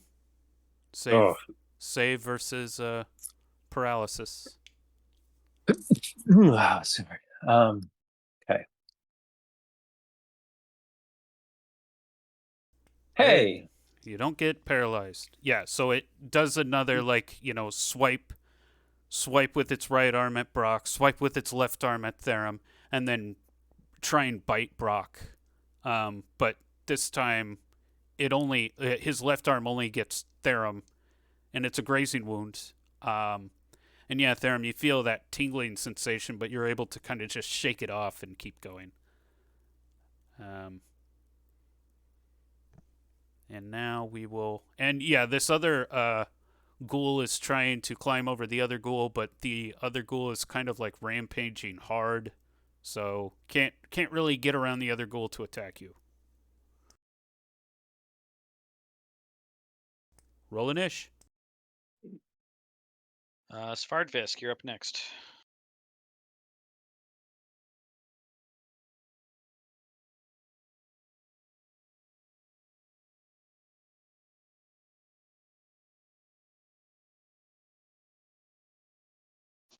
Oh shoot, where is that again?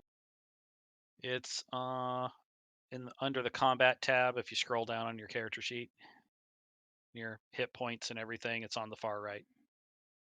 Yeah, next movement. Oh, I see. I'm sorry, guys. I made my window too small. It bumped it out. You guys' initiative rolls have been fire. Yeah, you go first.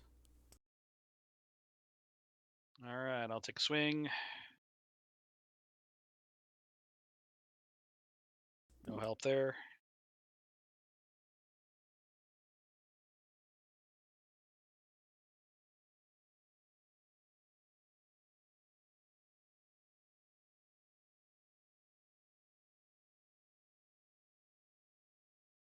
I will take a shot. And which one? The one that I just missed. Okay.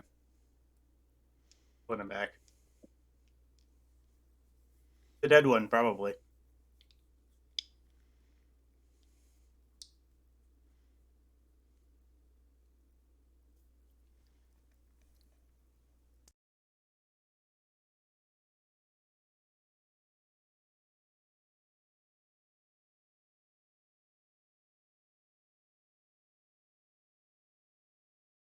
Who's next? We got more? Svardfisk and Therum can go, yeah. Yeah, roll them, guys. All right, I'm going. That is probably a miss. Yep.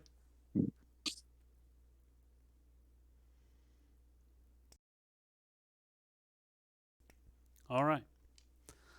And Yep. the ghoul goes. 3 misses. So everybody's missing. I like to think of it more of like Theron, Brock, and the ghoul are kind of like body checking each other, like in hockey, unable to kind of get an advantage, but not necessarily giving an inch. And then, yeah, like 2 arrows kind of fly wild in the chaos. Yeah, roll an ish, guys. Gilbert, right? Guilford, yes. Ah, I broke our streak. Ghouls go first.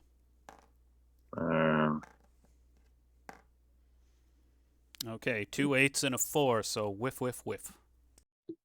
Yes. All right, time to take this sucker down. There's a lot of flailing happening here. Yeah, but Yeah, it's well. kind of terrifying because, this thing is moving like Jacob's ladder. Oh, well, there you go. That'll do it. So, yeah, talk us through it, Therum. How do you dispatch? Oh, I'm just getting increasingly frustrated with this ghoul. I'm tired of it thrashing about, and I finally just bring up the saber and bring it right down into their head. Chop their skull in half. Chop their skull in half.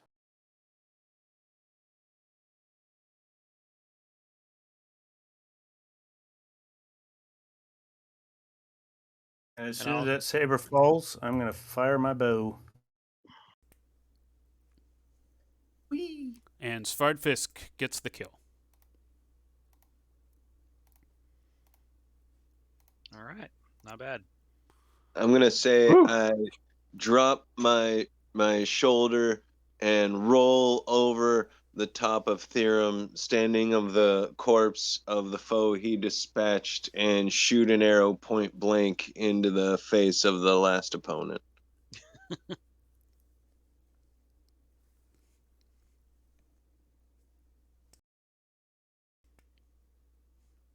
All right, well, let's check out this ghoul room. Whoop. Yeah. So there's like all these parchments here, and Therum and Guilford. Unlike last time, the goblins haven't rummaged it for scratch paper. Ooh. Found a treasure room. It's a bunch of scrolls. Yep, let's root around, see if we can find anything interesting.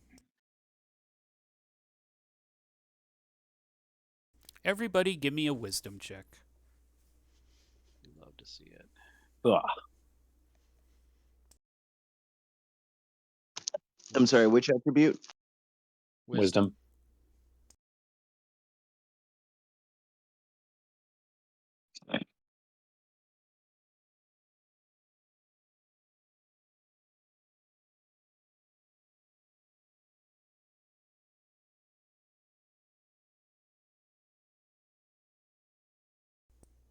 All right. Oh. You Guilford do finds more toilet paper. no, you do find some scrolls. It's just the wisdom checks would have given you a bigger benefit. Though you still find some scrolls. So let me randomize that number. You find 8 scrolls that you can discern are spells because, like, you've compared them to the other ones. It's just that these scrolls are written in like prose of poetry. So even though that you don't understand the language, just the organization of it is easy to you know discern as a spell. Well, let's grab them. Sounds good. And on we move.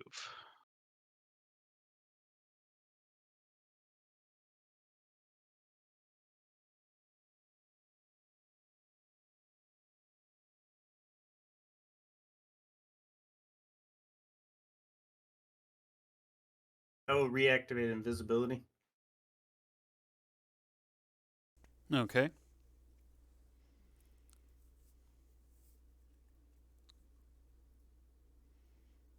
We got another door down here.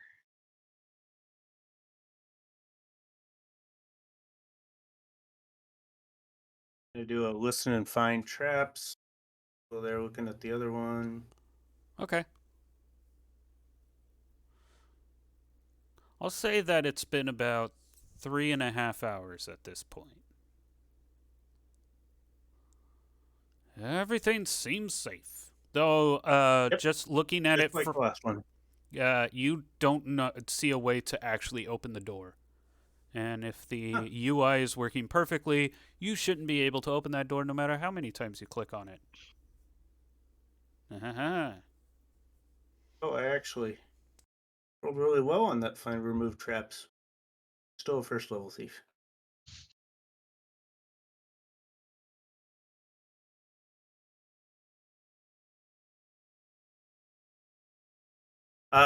Is that because there's no knob or because it's locked?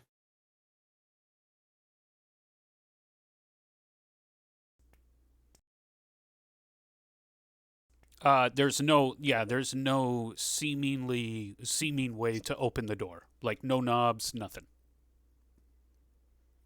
Like it looks like it moves, but you're not sure whether it actually swings or it slides or What's it made out of? it looks a steel. Ah. Which, yeah, actually, you're looking at this and like, if this is ancient, this is like way ahead of its time.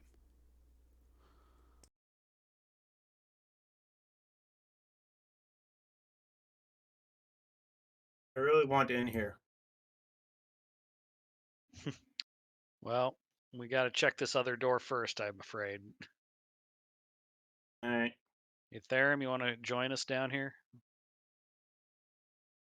Yeah. Oop. There we go. All right. I'm going for this one first. Yeah, I'll do it. Oh, another thing that you have picked up on, actually, Guilford, while you were like checking the door for traps and stuff, you can, when you put your hand to the door, you can feel this vibration like water rushing. Oh. Maybe I don't want to get into that door. No, it's not like the room's filled with water. It's like something connected to this door is water. Could be the room, Okay. but could also be part of the mechanism. All right, I open the door. What you see is a huge mechanical contraption of some kind. There, Can I roll an intelligence check to determine what it might be used for? sure.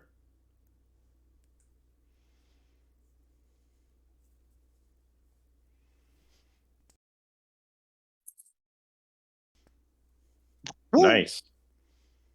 It seems to be moving through water through a series of pipes. You see that the pipes kind of lead towards the room, and as you walk back out to the hallway, you see a line of pipes leading to that door. The door that you can't figure out how to open. All right. And press buttons. Or pull levers, whichever. Okay. Ooh, this looks like a big thing.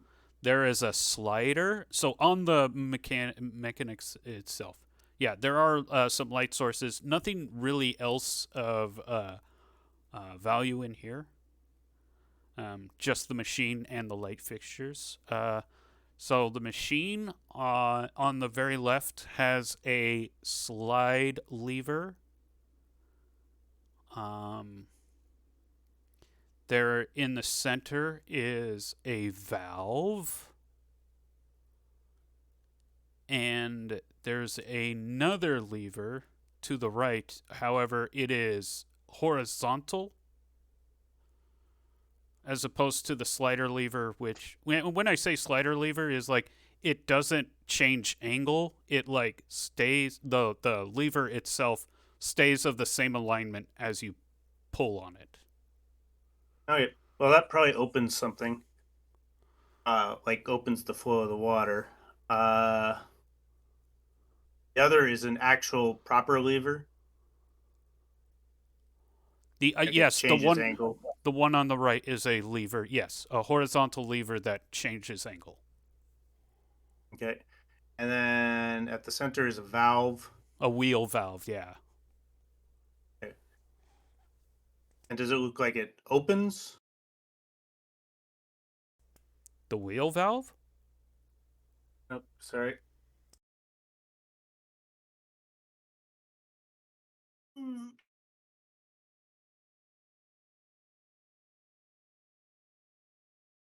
I was picturing something you could screw open.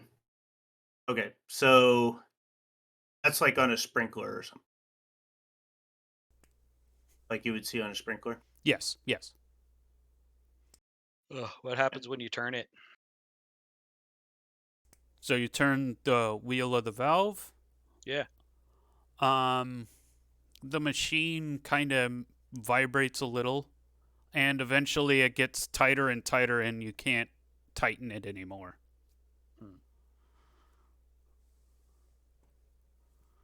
Probably put it back the way it was. Yep, I'll reset it to its former position. Okay. We'll say that one side is, so you have it in the loose.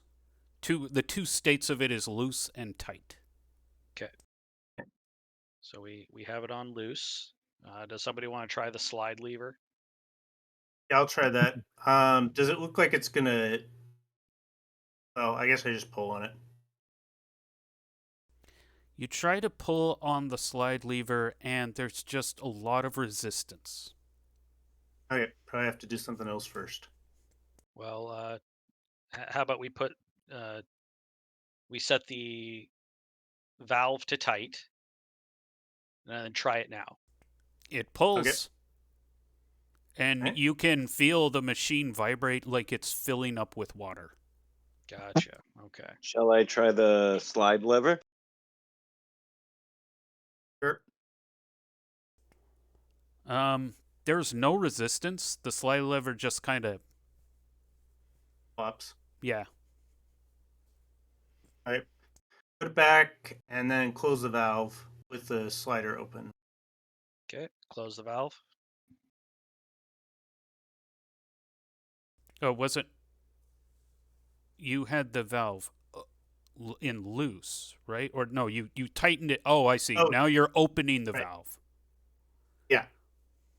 Yeah.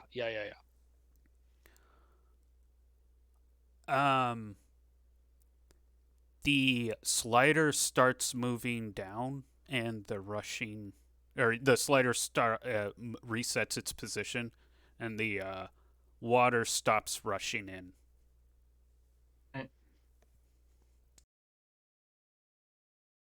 Now what happens when we pull on the lever? The other lever, not the slider. Nothing. Still the same thing.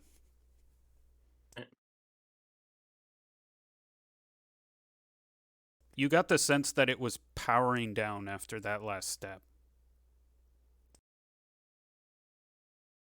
Okay, so the water probably runs the machine, whatever it does. So let's put it back the way we had it, with the slider open and the valve tightened. Okay. Right, and then pull the regular lever. I thought we did that, but sure, let's do it again just to make sure. No resistance to the lever. Doesn't seem to do anything. I'm gonna go out and check the door. Not open.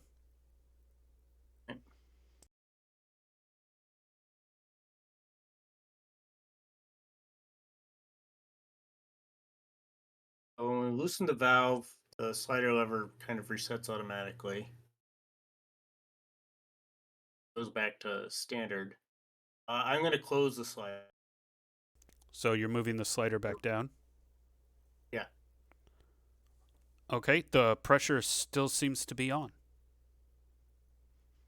Wait, now pull on the lever. Nothing yet. It's still loose. It's still loose. Okay, I think we've tried every permutation except for adjusting the valve while this thing is closed or down. Yes, that would be the last permutation. Okay, so we will open the valve. The lever starts to move to one side and clicks.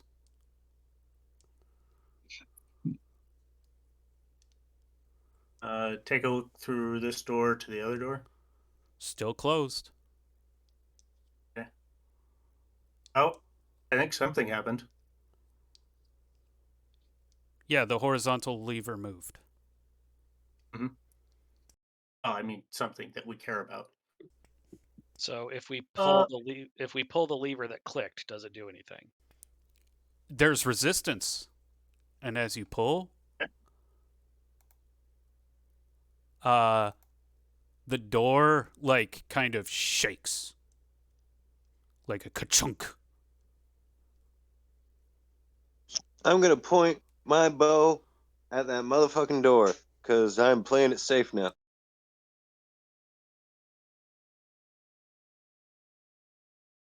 I'm going to come out and examine the door. The door seems to have moved inward. And you can see a gap at the top of it, like less than half of an inch, and a gap at the bottom of it, like less than half an inch. That wasn't there before. It was like shut, sealed tight. If we okay. push it, does it open? Yes, it does open. It like you push it and it doesn't open in swings out. It just moves forward, kind of like on this rail track. Oh, That you can just, even though that the thing's heavy, even with just your pointer finger, you're able to just push it. Glides. Yeah. I will activate my ring. Ring. And I will step inside to see what's in here. Shiny. That looks like money. Shiny, shiny.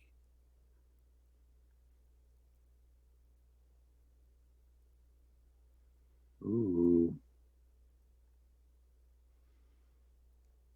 All right, be careful what you touch.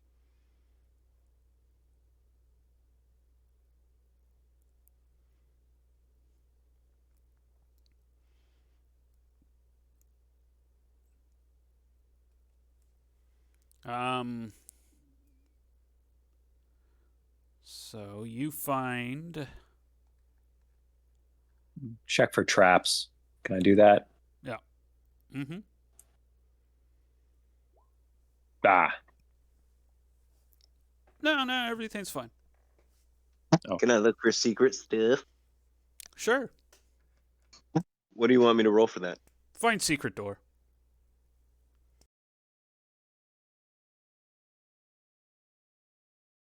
Make this one perhaps.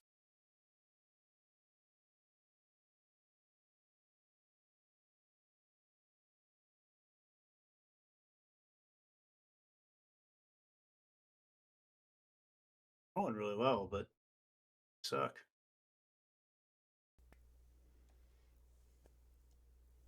No. You do find a potion.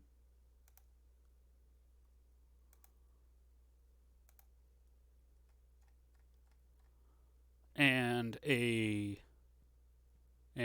66 silver coins. The potion is very hot to the touch. And the liquid moves more kind of like a plasma than a liquid.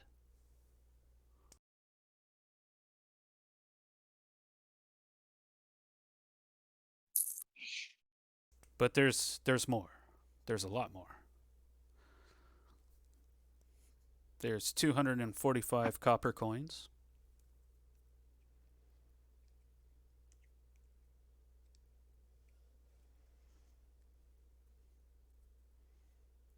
And a matching bracelet and necklace. They are both white gold base, crosshatch motif with aquamarine studs weaved into the joints.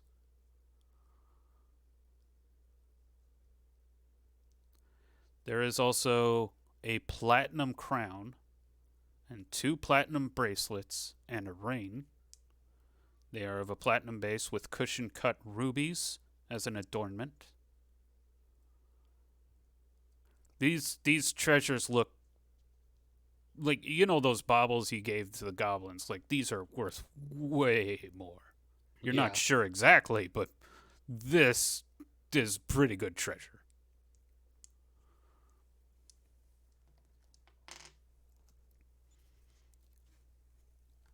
Oh, All right, let's fill our sack. also, there is an altar with a mirror.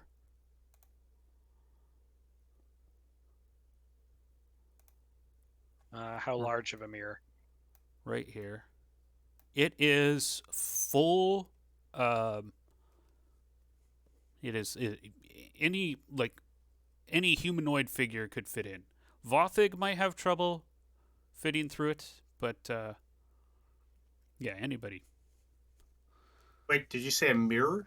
Yes, but as far as like it's as big as it is, it's like it's big enough to be a full body mirror for a person. Okay. And are these chests on the floor here? That's like all the treasure you find. Like, oh, okay. I didn't roll for your gold. Hold on, roll for the gold.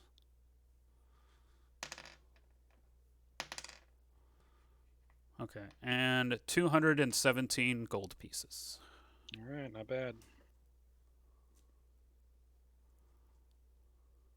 And I do have the treasure. If you didn't record it in the total haul, or someone either record it right now and tell me, or nobody touch it and I'll update it.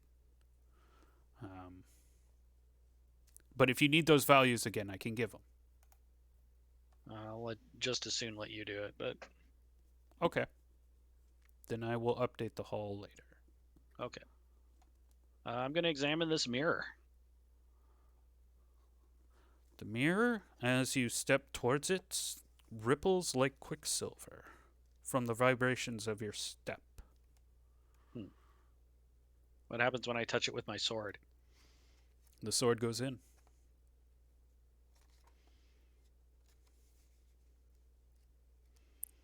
Well, I think I'm going to, stand in front of the mirror for a second, kind of turn back and look at everybody.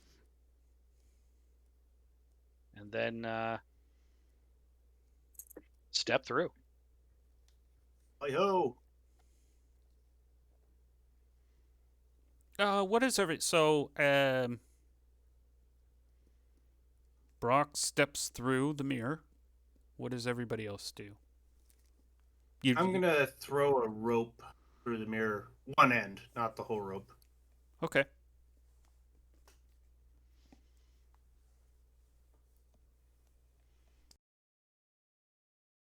I'm gonna wait to see what happens with this rope.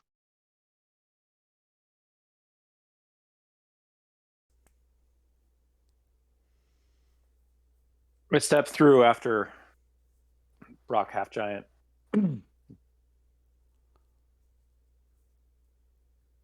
So, Brock, Yes. you stepping through the mirror. You have your torch still, yeah? I do. Torch in one hand, sword in the other. Okay.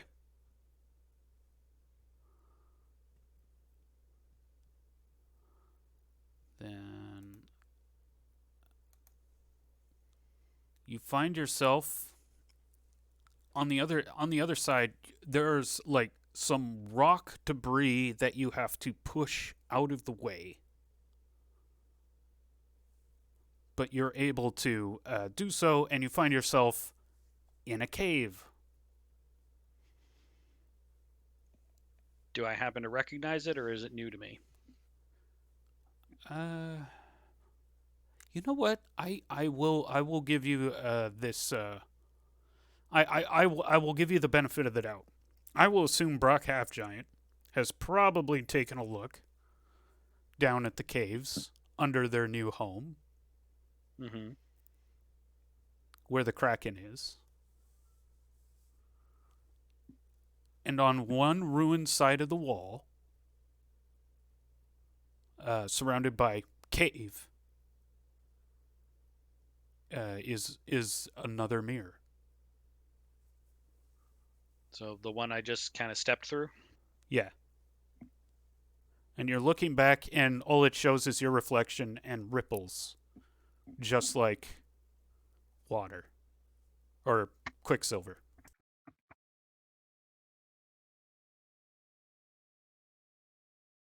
All right. Well, what happens when I step back through the mirror? Therum, you're about to walk in when. Well,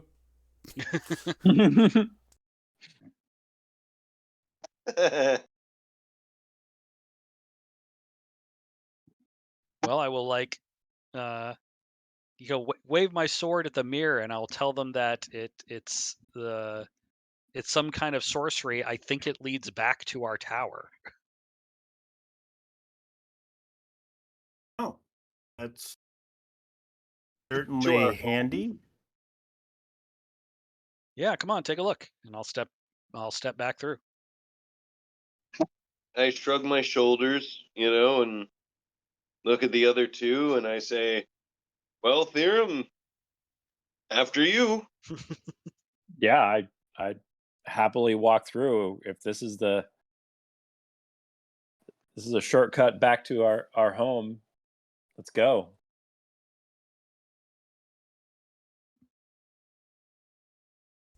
Marvelous. You guys end up underground in the caves, and Therum and I believe Svardfisk, have you been down in the caves underneath? I'm not sure. Well, I remember I have seen just beyond the entrance to the underground caves, but I haven't actually gone on an exploration into them. But I've seen some of it.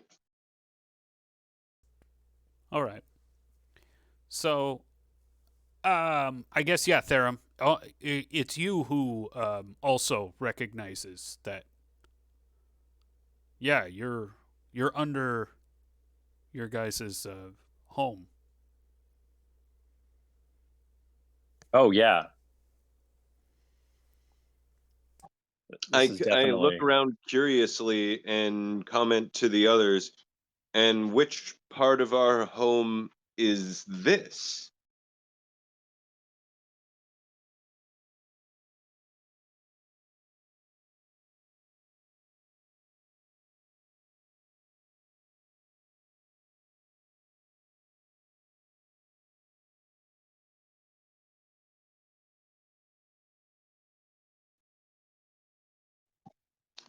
Looks as though we still have a ways to go. Hmm. Or do we all go through? I guess I will go through if since I said that. Yep. And yeah, Guilford, it's like you guys have been down kind of in this area, but like you never would have guessed with all the kind of rock debris in the way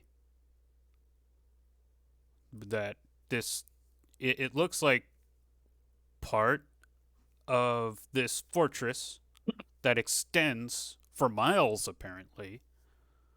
Um, it's all kind of connected somehow. Hmm. Hmm. So And how far do I think we are from our encampment? oh, like less than a mile. Okay. Yeah. And it's just crawl through the caves, climb out, and you'll be right there in the tower. Neat. I guess we can come back here looking for that green stuff anytime. Hmm. All right.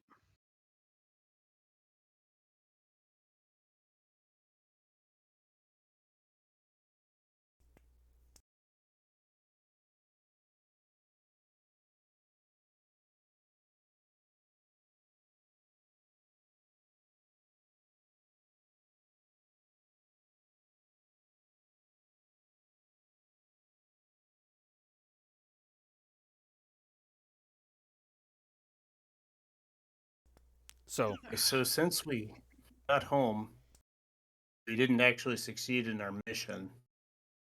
We did not. What's the plan? Well,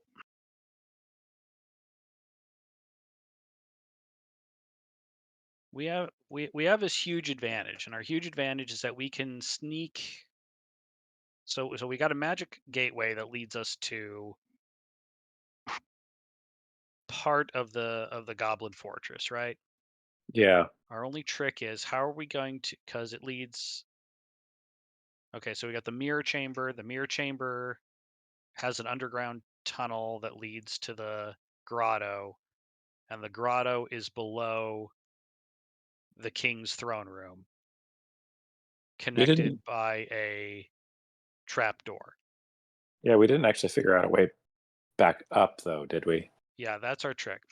But if we can figure that out, it gives us a path back to the goblins, and we can attack them from an unexpected direction, and that'll be a huge advantage for us.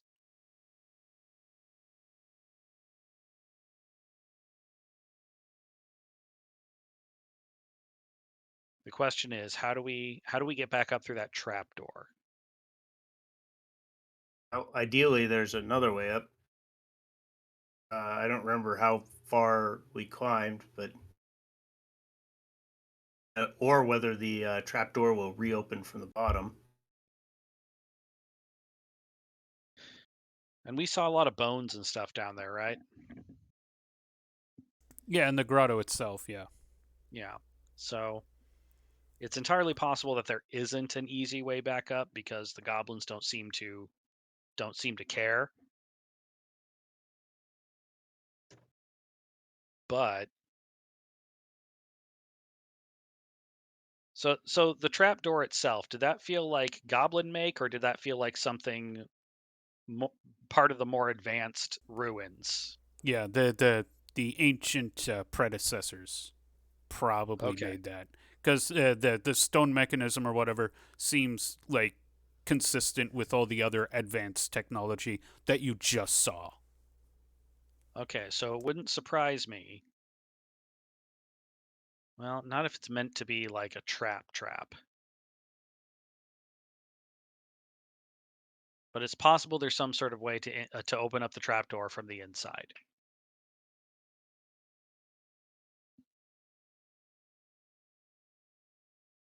And if we can figure that out, we can like do a night raid on the goblins and kind of get our way that way.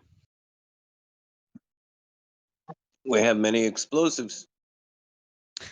Oh, that's true. We could just open it up manually. That kind of loses the surprise factor, but Well, I mean, if we're like setting off explosives in the middle of their base in the middle of the night, that is only going to add to the shock that they're going to suffer.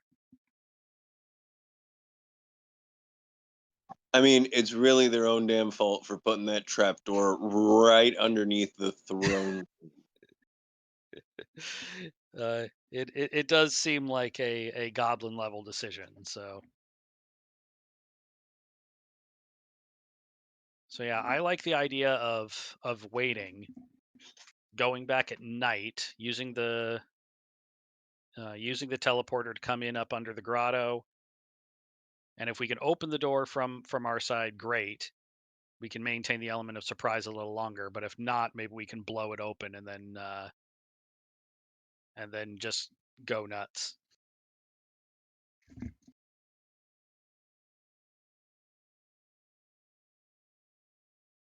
Unless goblins are nocturnal and will be more active at night than during the day. I don't actually know. Typically, they go out hunting. They leave their caves at night.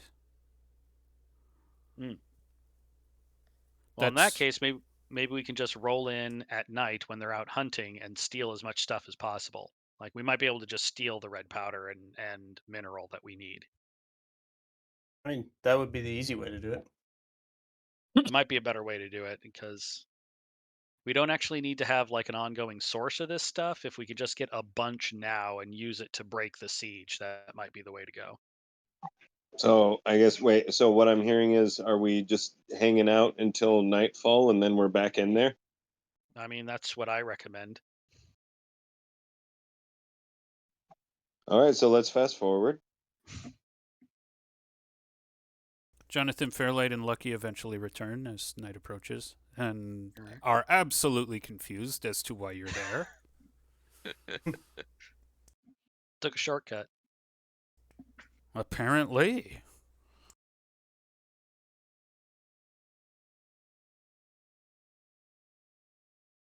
Okay, so you're coming back at night. Mm-hmm. Those who are wounded, go ahead and heal up 1d3 hit points. Okay. I'm only missing one, so take me back up to full.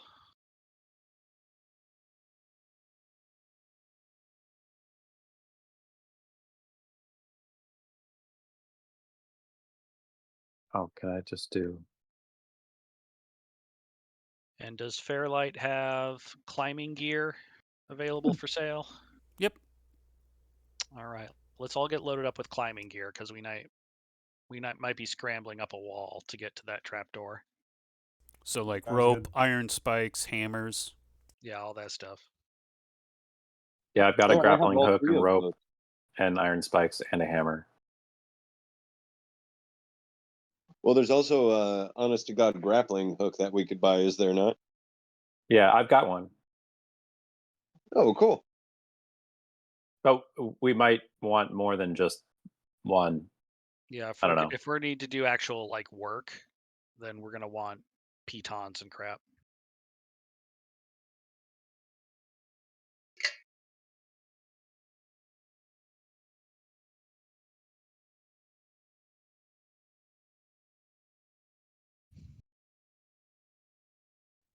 Yeah, I've got 6 iron spikes. Yeah, a rope and a hammer.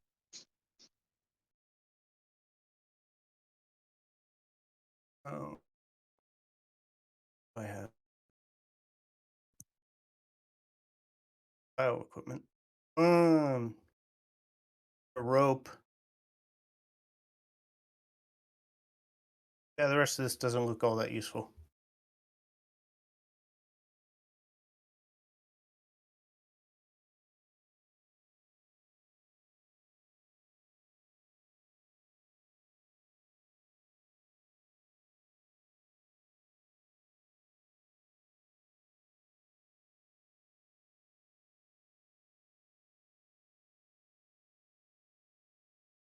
like piton a rope, tie a rope to a piton, or a couple pitons probably. How far was the distance that I climbed down?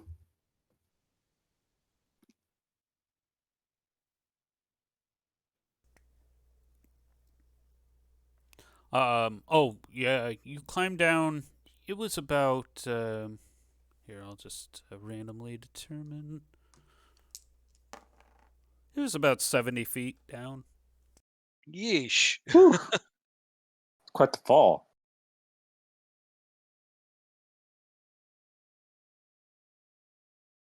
You guys landed in water. It was fine. Yeah, right. Yeah, I saw it in an action movie.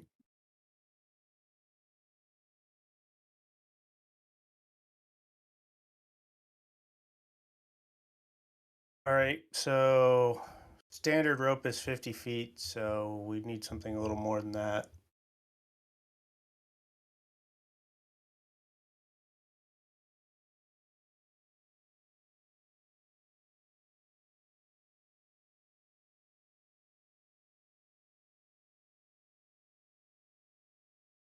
But if we got 2 ropes, that should be enough.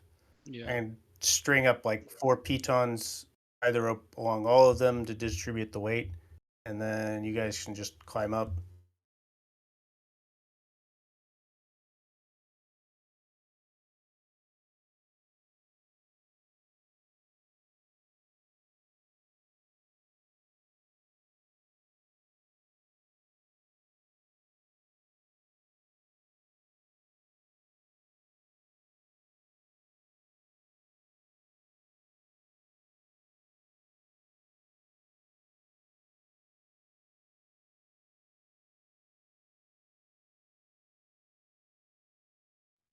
All right, so are we back then in that grotto area looking for a mechanism to open the door?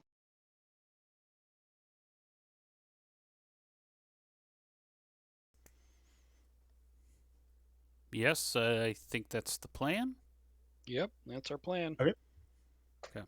All right. You So I guys. guess Yeah, I will go.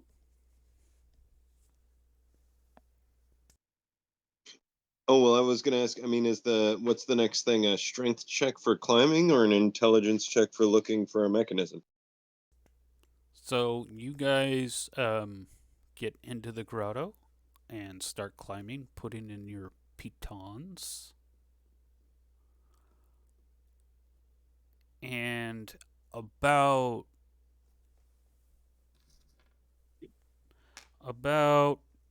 10 feet up,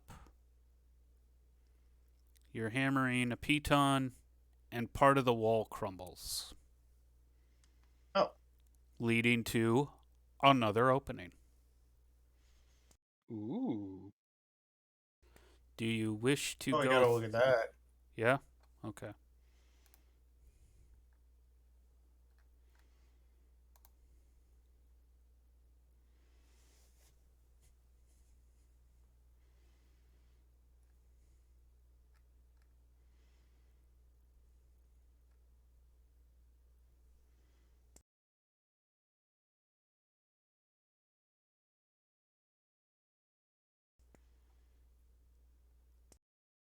So it is a narrow passageway that just keeps going.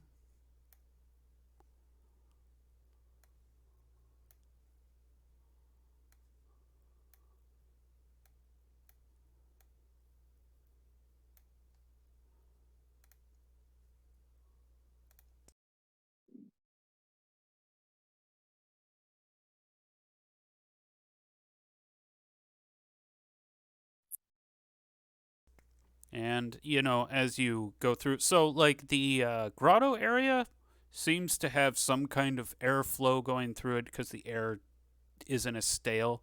But as you go through this tunnel, things get dustier. And, like, while this isn't like the ruins, this is just kind of like I don't know, this is a very much like hasn't. You're certain that like humans haven't been here for a while. Hmm. Or the goblins. You're pretty sure the goblins haven't been through here either. Well, let's check it out.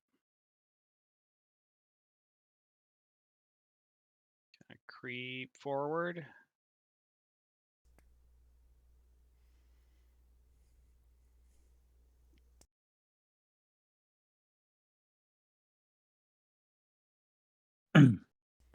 So that rock to your to the southeast, Mhm. right here, shows up on infravision like really well, and even you holding a lantern to it, um, there's like traces of it that sparkle inside the rock. Aha. Is it green? No, but Theremin Guilford, you recognize, like, when the dust that was being treated by the refining agent, looked like this. This is the Mm. Oh, this is the element. We've like stumbled onto a vein of it. But also, you hear a hissing, and a ball of snakes comes rolling out. a ball? How big of a ball? It's like over a dozen or so snakes, kind of all. So yeah, don't let the 4 tokens. It's just like this writhing mass of snakes. Writhing mass. All right. Like, can it fit through like the in between the rocks, or could we potentially like stymie it right here? It seems to be slithering between the rocks just fine. It just kind of contorts itself. Okay. Well, still, I'd like it to keep it away from our ranged folks. So yeah, if this turns into a fight, I'm just gonna rush up and start swinging. Yep. Okay. Roll an ish. Oh gosh. Who did it last time? Mm. Guilford. Yep. Yeah, I think got you're up. the one. Bardsfisk, are you up? I've done it once. Oh, you've done it. Okay. We've all I done it guess I'll. once. Yeah. So Okay. Theron, it's back to you. Sure. Not bad. You go first.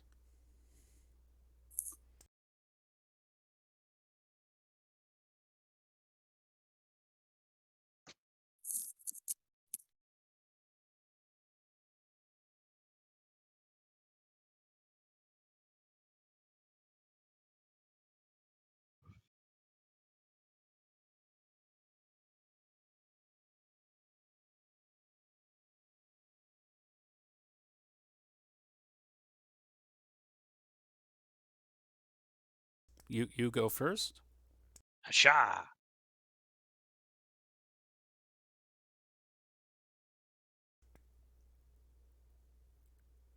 Shooting a snake.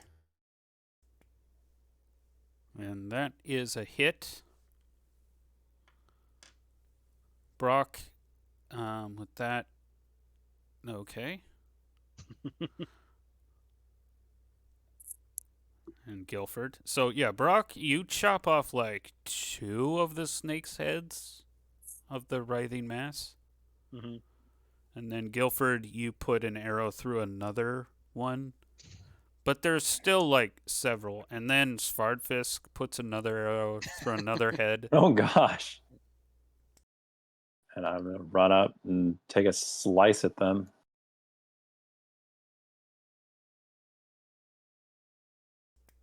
Okay. And so, yeah, like most of the snakes are dead. About half the snakes are still alive. And they attack you too. So I will start making those attacks. So we have a 13 or a 14 armor class and a 15 armor class, or I'm currently at 14. I'm also 14. Yeah. oh, both 14. Okay, that makes it easy. Yeah.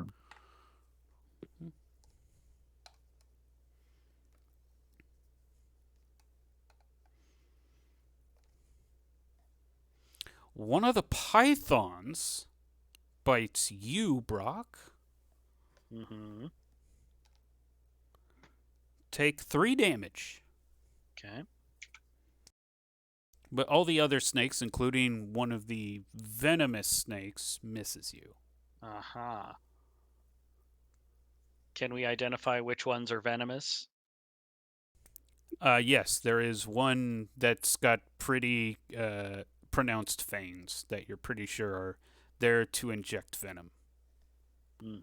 Can we attack that snakehead specifically? Well, roll an ish. Okay. It's me now. You go first? I would like to attack the venomous snakehead specifically if I can. Sure.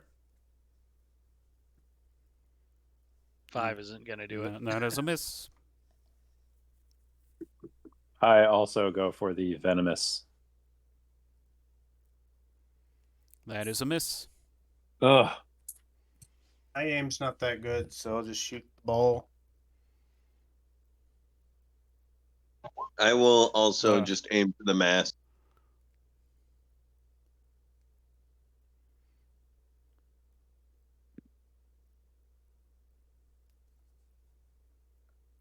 That is also a miss. Awesome. Diff. Okay, so now they get to attack.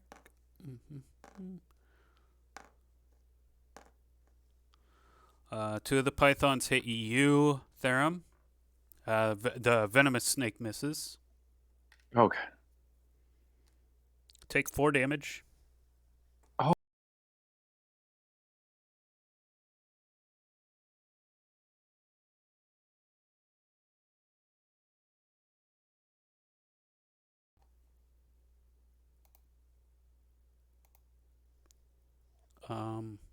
Huh.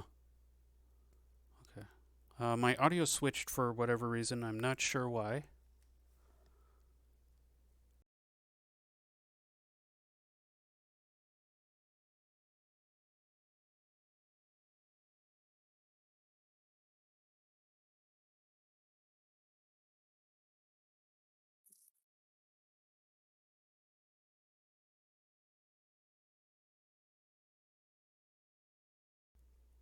Crap. Oh wait. Okay, I'm back. Can you guys hear me? Yeah, we can hear you. Yeah, we Okay. could hear you when you told us we couldn't. Oh. Okay, well, yeah, Twitch just like all of a sudden I wasn't getting levels from anyone and okay. I think for whatever reason. Jeez. Microphone, please, no more problems. So, yeah, you got hit for 4 damage, and that was the latest development. And now you guys roll for initiative. Svardfisk.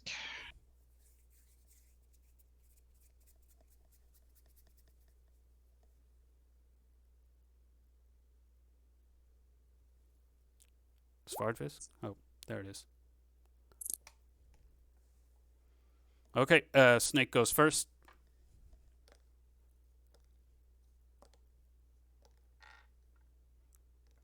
And a whole bunch of misses. All right, Therum, why don't you do a fighting retreat? Gotta look up how that works real quick. You just take an action. Take a swing and back off. No, that's take an action and oh, another chunk going down. There's only a few snakes left. And actually, yes, Svardfisk, an arrow goes through like the last remaining 3, kind of like a snake shish kebab. And finally, the writhing hungry, mass stops. I'm gonna kind of like start kicking the snakes all around just to see if there's anything in the center of this mass or if they're just all just being a snake ball for fun.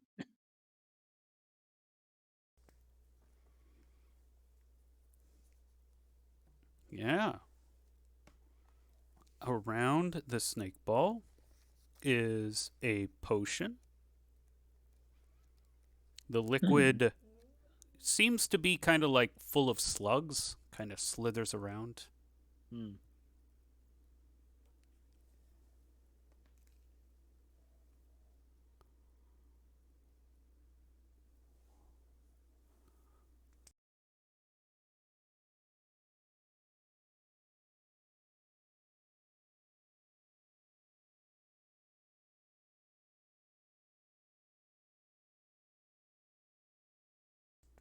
All right, so you guys. Oh yeah, I guess I can mark these guys as. Oh, I can't. I can't get them all. I have to do it individually here. Okay, I'm gonna individually X out every snake here.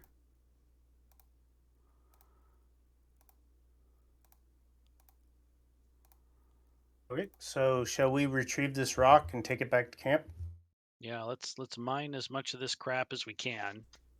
Load it up into sacks, and that'll be enough to get us going on some red powder. Yeah.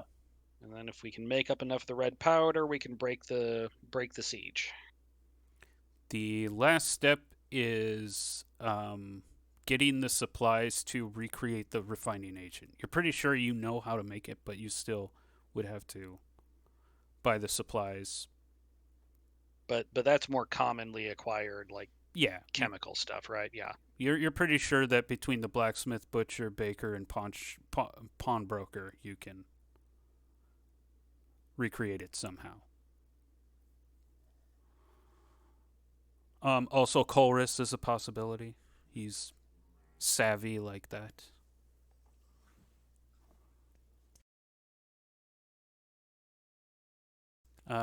Okay, so why don't everybody give me a strength check? We love it.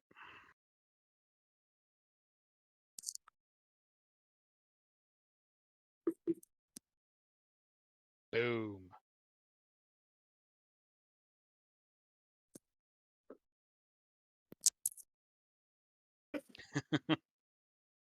Nice. So you guys kind of all get in this competition, but Brock wins.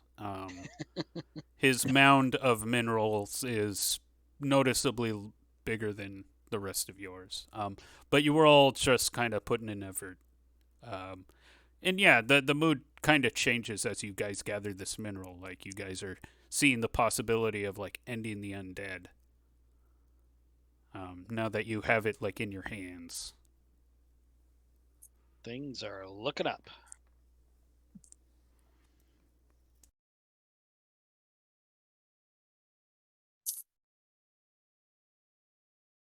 All right. Well, if we can get this stuff back to the camp, we just need to talk. We'll probably start by talking to what's his name, Jonathan Fairlight, to see if he has any of the things that we need, and if he doesn't, if he knows where we can get them.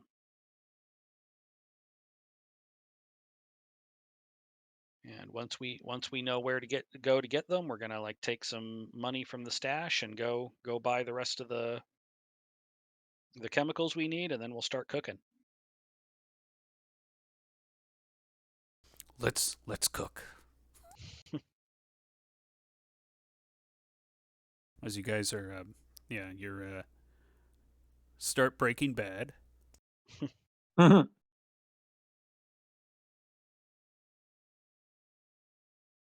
Jonathan Fairlight says, yes. I'm pretty sure that for 300 gold, I could get something together. Easy. Pay the man. Wait, who has charisma? Let's haggle with him. We don't need to haggle with the guy.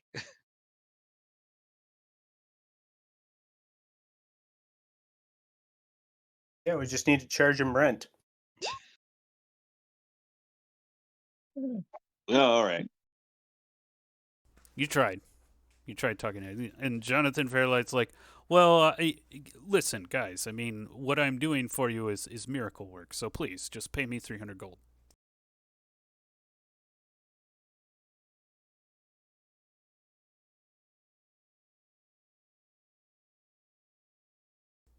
And I will say that it will not be available. The explosive won't be available the next day. I will randomly determine how many days. It won't be long. It's not like it's going to be like, 10 sessions later. Oh, the explosives are ready. Sure. But probably not the next session and maybe not the session after that. Because this is going to, as you guys go to work, compiling this weapon of mass destruction. Anyways, thank you all for playing. Yeah, thanks for running, Cliff. Yeah. Thanks for Yeah, that hosting was me. Game fun. Master. And thank you, chat, for watching. If you wanted to keep up on all serious industry streams, the best way to do that is to give this channel a follow. Alternatively, you can follow us on Discord, Twitter, Facebook. We do stream announcements there. There's also the website, shatteredempire.net.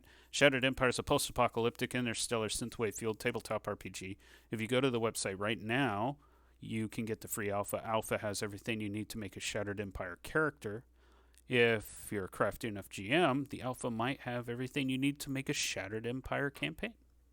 So check that out. Thanks again, everybody, for watching. This is Abacus Fish, signing off.